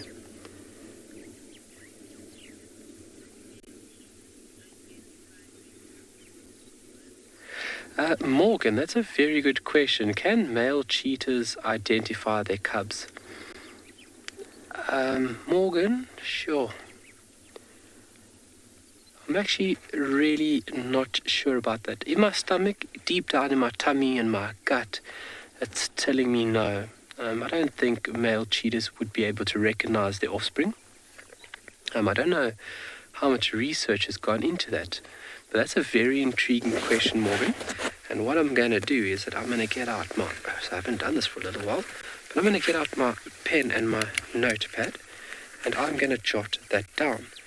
And when I come to a conclusion, I will ask Deirdre to pass on the information. So can male cheetahs recognize their own cubs?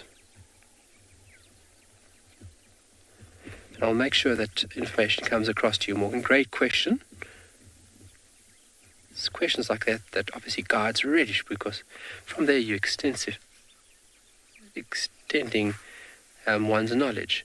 But we're going to send you over to Tristan with some lions.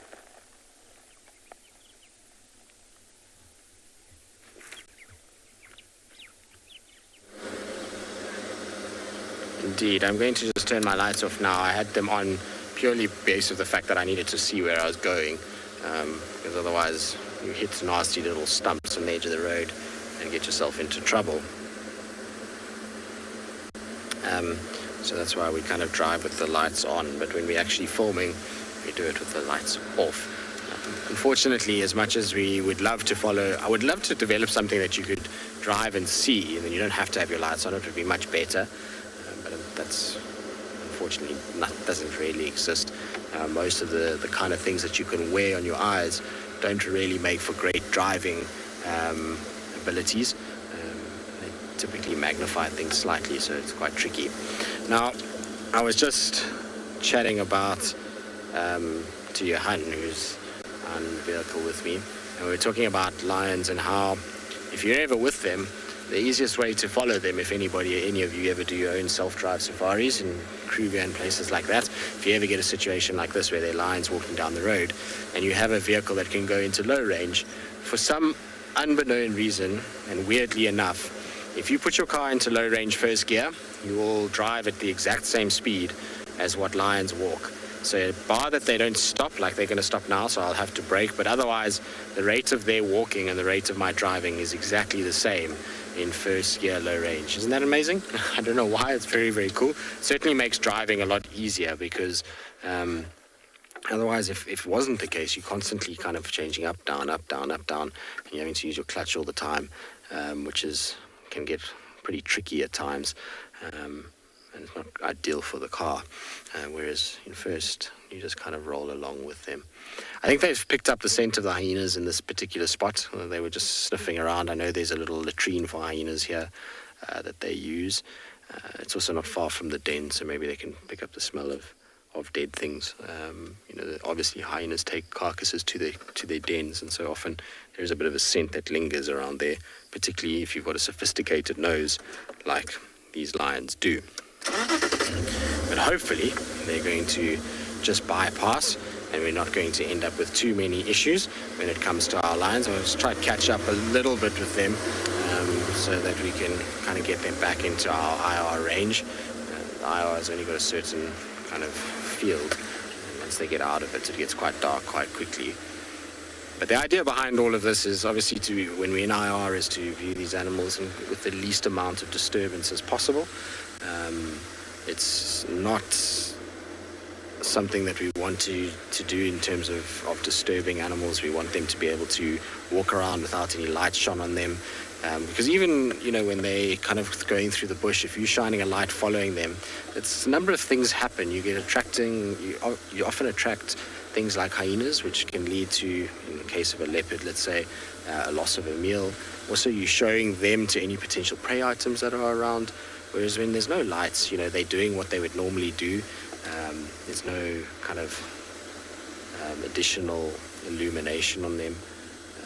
And it allows us to be able to view them a lot more ethically. So that's why we use it as much as we can. But like I say, when you're off-roading and stuff, it's a little bit tricky not to use the car lights to just see where you're going. Otherwise you end up damaging the vehicle quite badly. Good, we're going to keep following them. They're not quite going to where Treehouse Dam at this stage, so I'm not sure where they're going to be heading, but we're going to be sending you somewhere else in South Africa. I didn't hear exactly where, but I'm sure it will be exciting.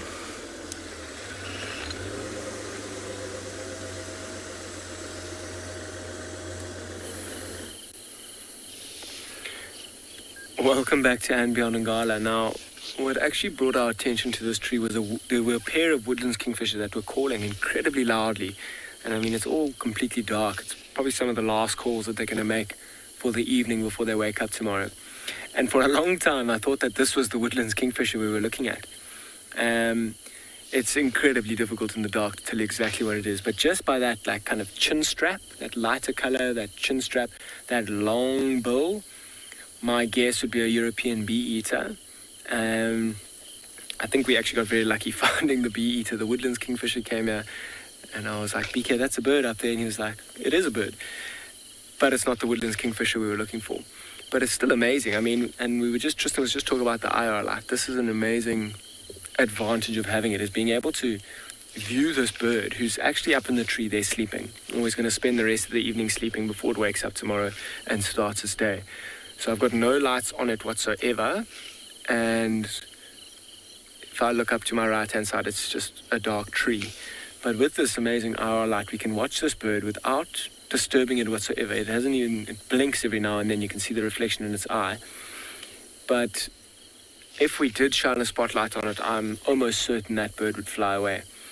And one of the reasons it would is it would be a completely new kind of environment for it, having that spotlight. It's probably quite warm, and it's incredibly bright.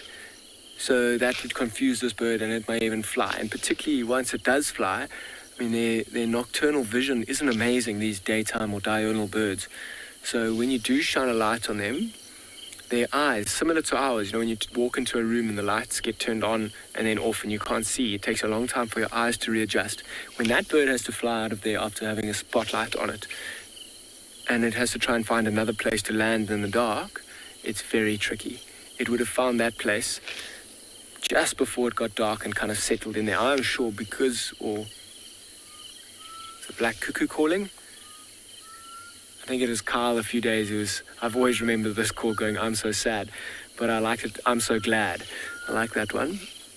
Also, calling late, it's already dark. And as we're looking at this European bee-eater, I'm almost certain that there'll be quite a lot of European bee-eaters in this tree around. They often fly in quite large flocks. At the moment, we've been seeing lots of large flocks of European bee-eaters flying over. They've got a beautiful call when they do. Nowhere near as loud as that black cuckoo or a woodlands kingfisher for that matter. It's perched right at the top of that tree, hey? Legs gripping tightly onto quite a tiny, flimsy branch. But as you can see, there's not much wind tonight. That tree is almost dead still. I'm kind of hoping that a wind picks up shortly, just because it's been a really hot day and that there's nothing cooling us down at this moment. It's still very, very warm. So I'm really hoping that a wind does, even as just the smallest breeze. Particularly in this riverbed, you often feel it. And if there's no breeze in this riverbed, there's no wind happening anywhere else. It kind of funnels down here and blows.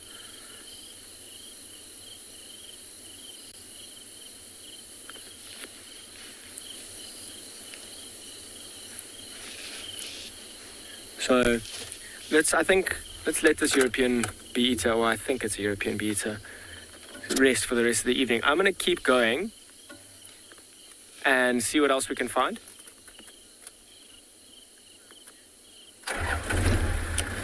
Sergeant, 12 years old, how big can these birds grow up to be, or in terms of size? That one that you saw at the top was fully grown, in fact, and that's exactly the fully size they'll get. They don't even breed here, so they come from Europe. I mean, in the name, the European bee-eater, they breed in kind of Eastern Europe, and they come down here to feed in the summertime on our abundance of insects. So they always get you, and they'll be fully grown by the time they do. So I mean, I'm in the river. Oh, there's something. Hello. PK, you got him. As we're going, this is actually a daytime animal that we've been looking for. Oh, let me help PK out here. Got him? Have a look at this chameleon. Awesome little find, actually. And also perched right on the edge of the branch. Have a look at those thorns on the branch that it's on as well. If you look away too quickly and try and look back, you can't even see it. It's so well camouflaged. And you'll see hanging on the edge of that branch, I mean, look at that. There we go. And this is actually a daytime animal, this chameleon, and it's also up in this tree sleeping. During the days, they'll come down and they'll move around hunting, looking for food. But in the evenings, it's safest for them to be exactly where it is. You see right at the edge of a branch. And particularly in the evenings, the predators that will be going for these chameleons will generally be snakes. This is quite a big chameleon. So, I mean, when they're a bit smaller, boomslangs would happily take down a chameleon. Look at those eyes moving. That's quite incredible through this IR. And you'll see this chameleon is incredibly comfortable with us being here. And the reason that I know, firstly, its color hasn't changed much at all. We would probably be able to pick up a change in the color in terms of the darkness of this chameleon if it did change. But also, if you look underneath its chin, this is specifically a flap-necked chameleon. And when they show signs of aggression, they do change color, but they also flap this neck out of theirs, trying to make themselves look bigger, and they can even sometimes hiss, but I don't think we'd be able to hear the hissing. But if he was hissing, you'd certainly be able to see that inflated chin. Look at those thorns as well on that branch. That's also like an extra protection for anything that wants to come in there during the evening. During the daytime, when they're moving around, snakes are also a big threat to this chameleon. But birds would love to feed on this chameleon. Ground hornbills, we've been seeing them quite a lot recently. Ground hornbills I've often seen fighting over chameleons, jumping into trees, try to pull them out. Look at those little legs tucked up, slightly lighter in color. It's almost like those legs of his are trying to imitate a branch when the body is trying to imitate a leaf. It's quite amazing. And the ridges on its head, super angular. I love how that eyes are so just constantly moving around.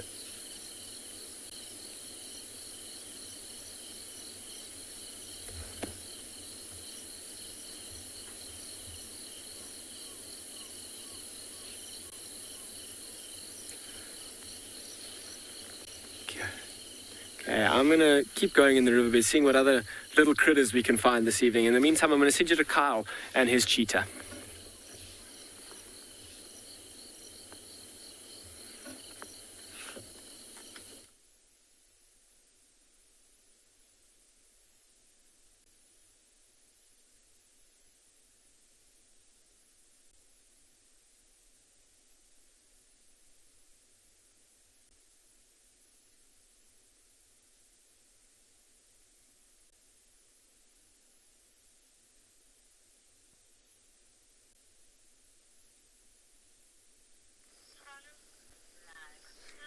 Unfortunately, a little technical difficulty at Swallow. So you're back with us with the lions. They've changed direction completely now. They're heading towards Twin Dam side, but I can also hear guinea fowl calling, which is way too late for them. And so I'm pretty sure that they're going to be, there's something that's disturbed them closer towards the Mulawati, which is why I suspect that they are making so much noise. So these lions have kind of changed direction because they've heard that and are basically heading towards where that noise is coming from. We'll see what it is. Who knows? Maybe it was just an owl that came flying past the guinea fowl. Maybe it's a leopard. Maybe it's other lions. We shall find out. I think we'll have enough time to get to where those guinea fowl are alarming. It's not too far from where we are. Generally, guinea fowl make noise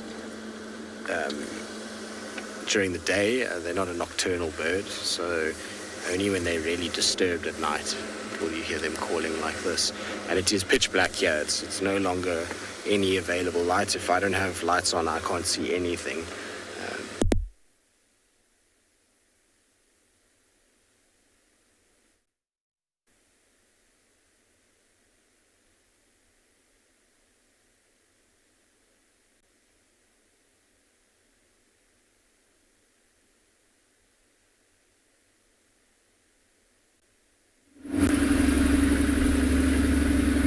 Welcome back, everybody, and we're still currently going in the riverbed here, particularly having a look at the tops of these trees and the canopies. There's lots of bugs tonight, and having a look for leopards, maybe a tail hanging, maybe a leg of an impala. Also lots of eyes that I'm looking for in the trees for leopards and certain birds. I mean, in the end of that sighting, there was a barred owlet that was calling. I wonder if we won't be able to find it. It's an incredibly small owl, that one, though. I wonder if I don't hear it again, I might try and... Oh, nothing. Wonder if I won't try and see if we can't find it. Got to be listening very carefully.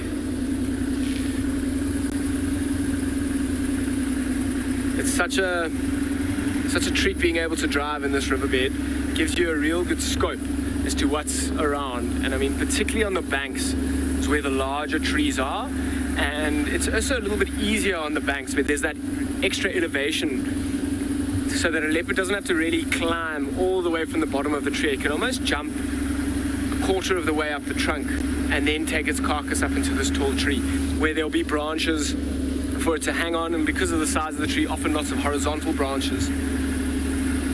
That's not to say that I'm not looking on the floor. I mean, particularly If it's a smaller female leopard, she's killed a bigger animal like maybe an impala ram, it might be quite heavy for her to actually take up into that tree, so she might spend a bit of time feeding on it on the bottom of the ground, trying her best to keep it hidden. However, in this area particularly, there's an incredibly high number or a great population of hyenas. And this is the time when hyenas are moving around lots, and they'll be using their noses to find carcasses that may be stored on the ground. But, oh, there's a genet. Let's see if it doesn't disappear. Let's use the IR light, see if that doesn't help this genet come back. Gone. Let's see if it won't come out on the other side.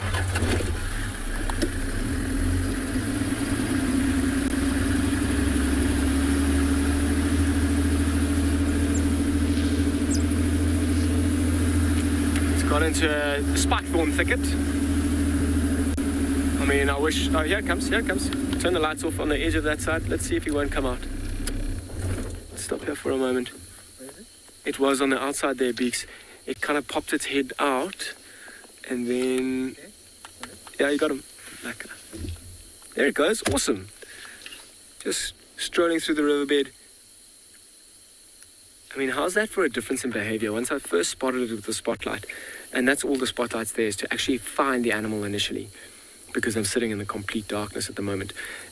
It kind of went into that spikethorn thicket, but as soon as it's dark and the conditions are favorable to this genet, it kind of starts behaving normally again. Cruising through, you see how its nose is right down on the ground, smelling. It's quite a good scavenger, this genet. Might be looking for some insects or even some leftovers from a small carcass, maybe. Are you going to come back towards the riverbed? Oh, look at that tail, hey? Look at the stripes. And look at the spots.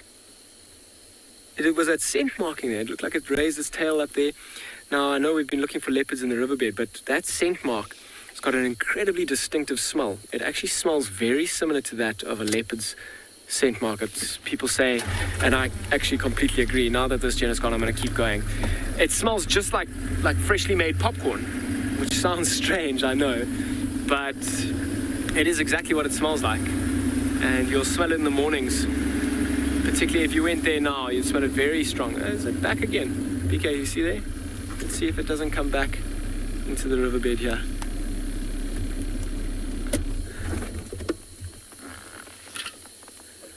Okay. It seems like this genet might have just... Oh, no, there it is. But I'm going to let this genet continue on its way. And now I'm going to keep looking for some leopard. And then I'm going to send you over to Kyle with his cheetah.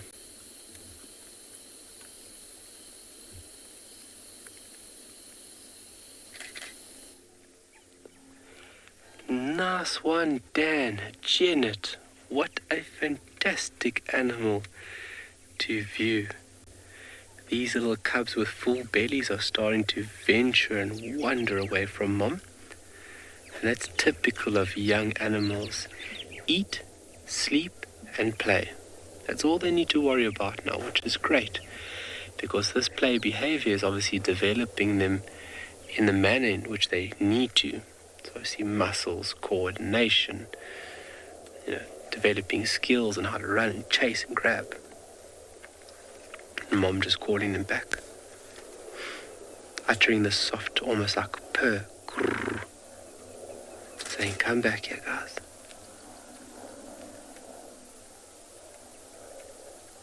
What are the chances they're going to go back to the carcass?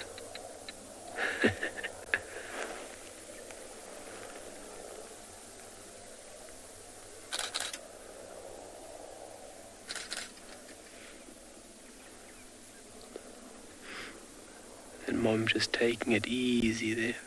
She's done her work for the day. Barking geckos are starting to call. It's gotten very cool now. There's not a cloud in the sky in comparison to yesterday. The sunset we had yesterday was just mind-boggling. And this evening is a clear sky. And those clouds are obviously typical of the summer period. We have these nice build-ups and, a few clouds here and there. But in winter, they're clear in the afternoons and clear in the evenings.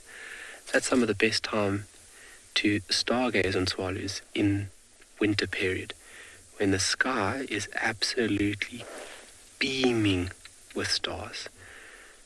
It's a really remarkable experience to be out here and to view this sea of blinking, twinkling little stars.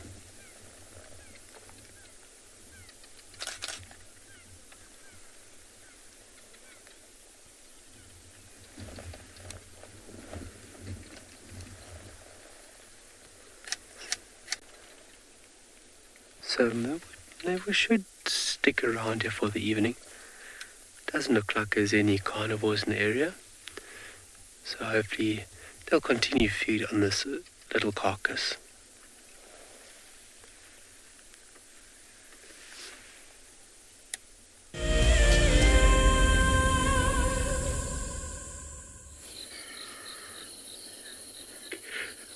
Welcome back, everybody. So I've just stopped in the riverbed. I mean, it has gone awfully quiet, but it's actually amazing. Awfully quiet's not the right word. But I'm going to just put the camera on the banks here at these beautiful trees and listen. There's all sorts of noises. It's a barred owlet calling in the background. But just listen out for anything that you can.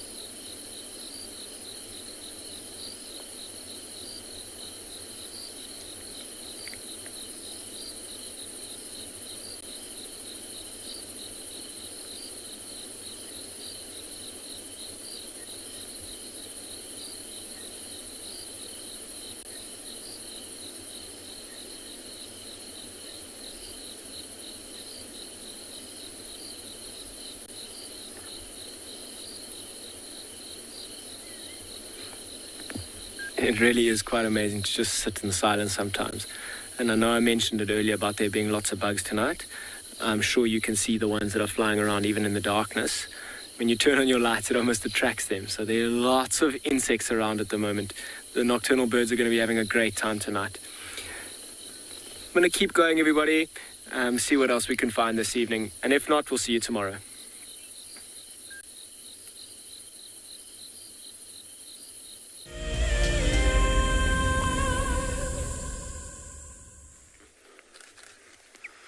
Well, it's just gotten a bit better. The little cubs have decided to come quite close to Mom, and there's a little mutual grooming going on. Giving Mom some love. Also a very efficient way on how you can remove debris from one's face by having a partner or an individual that can help you out with just that task. They look fairly relaxed, so I really think deep down inside that they're going to stay the night here. And they'll more than likely move off in the morning. So they'll find a bush close by where they feel comfortable and secure, and that's where they'll stay throughout the night.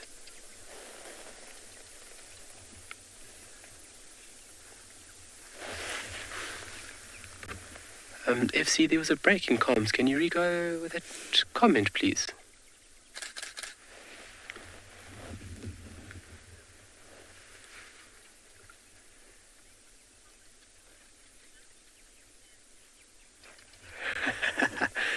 Patricia, their bellies are massive. I would agree with you there. They have jam-packed those bellies. That's what you do. You can imagine if you hadn't eaten for a few days and you are very, very hungry, and you sit down at a dining room table, you would just go to town on that meal. And that's what they've done here. They've consumed as much as they possibly can. Because if they have to get out here, you want a tummy full of food at that. Especially all the effort that Mom has gone through to capturing this little Springbok. We've also taken a closer look. It is a young male, a ram, that she's taken on. No, sorry. Young female. Young ewe. So that an antelope that size, we refer to the females as ewes. Oh, look at that.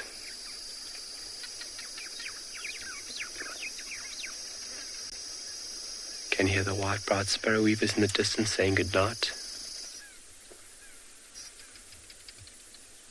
It's one or two cicadas that are really not judging the temperature correctly, and they're trying to call.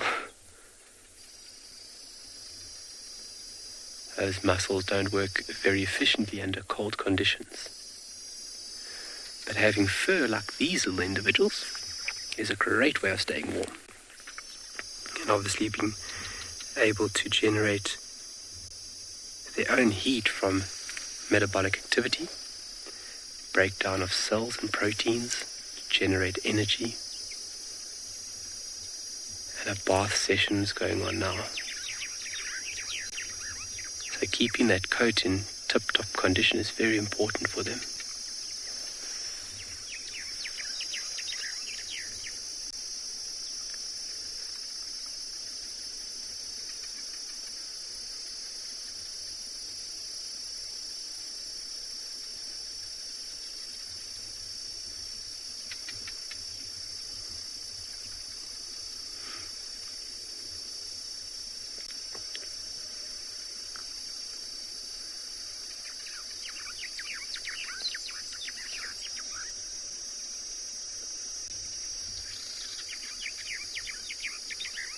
Lovely sounds going on around us.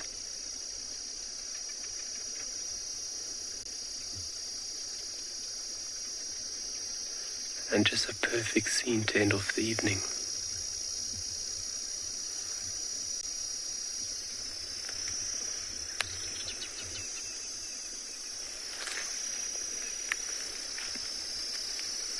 Oh, back down.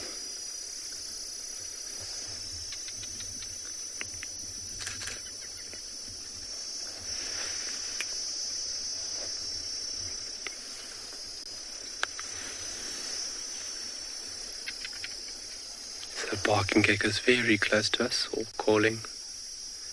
Oh, and they think it's time for the third helping, even with big bellies like that.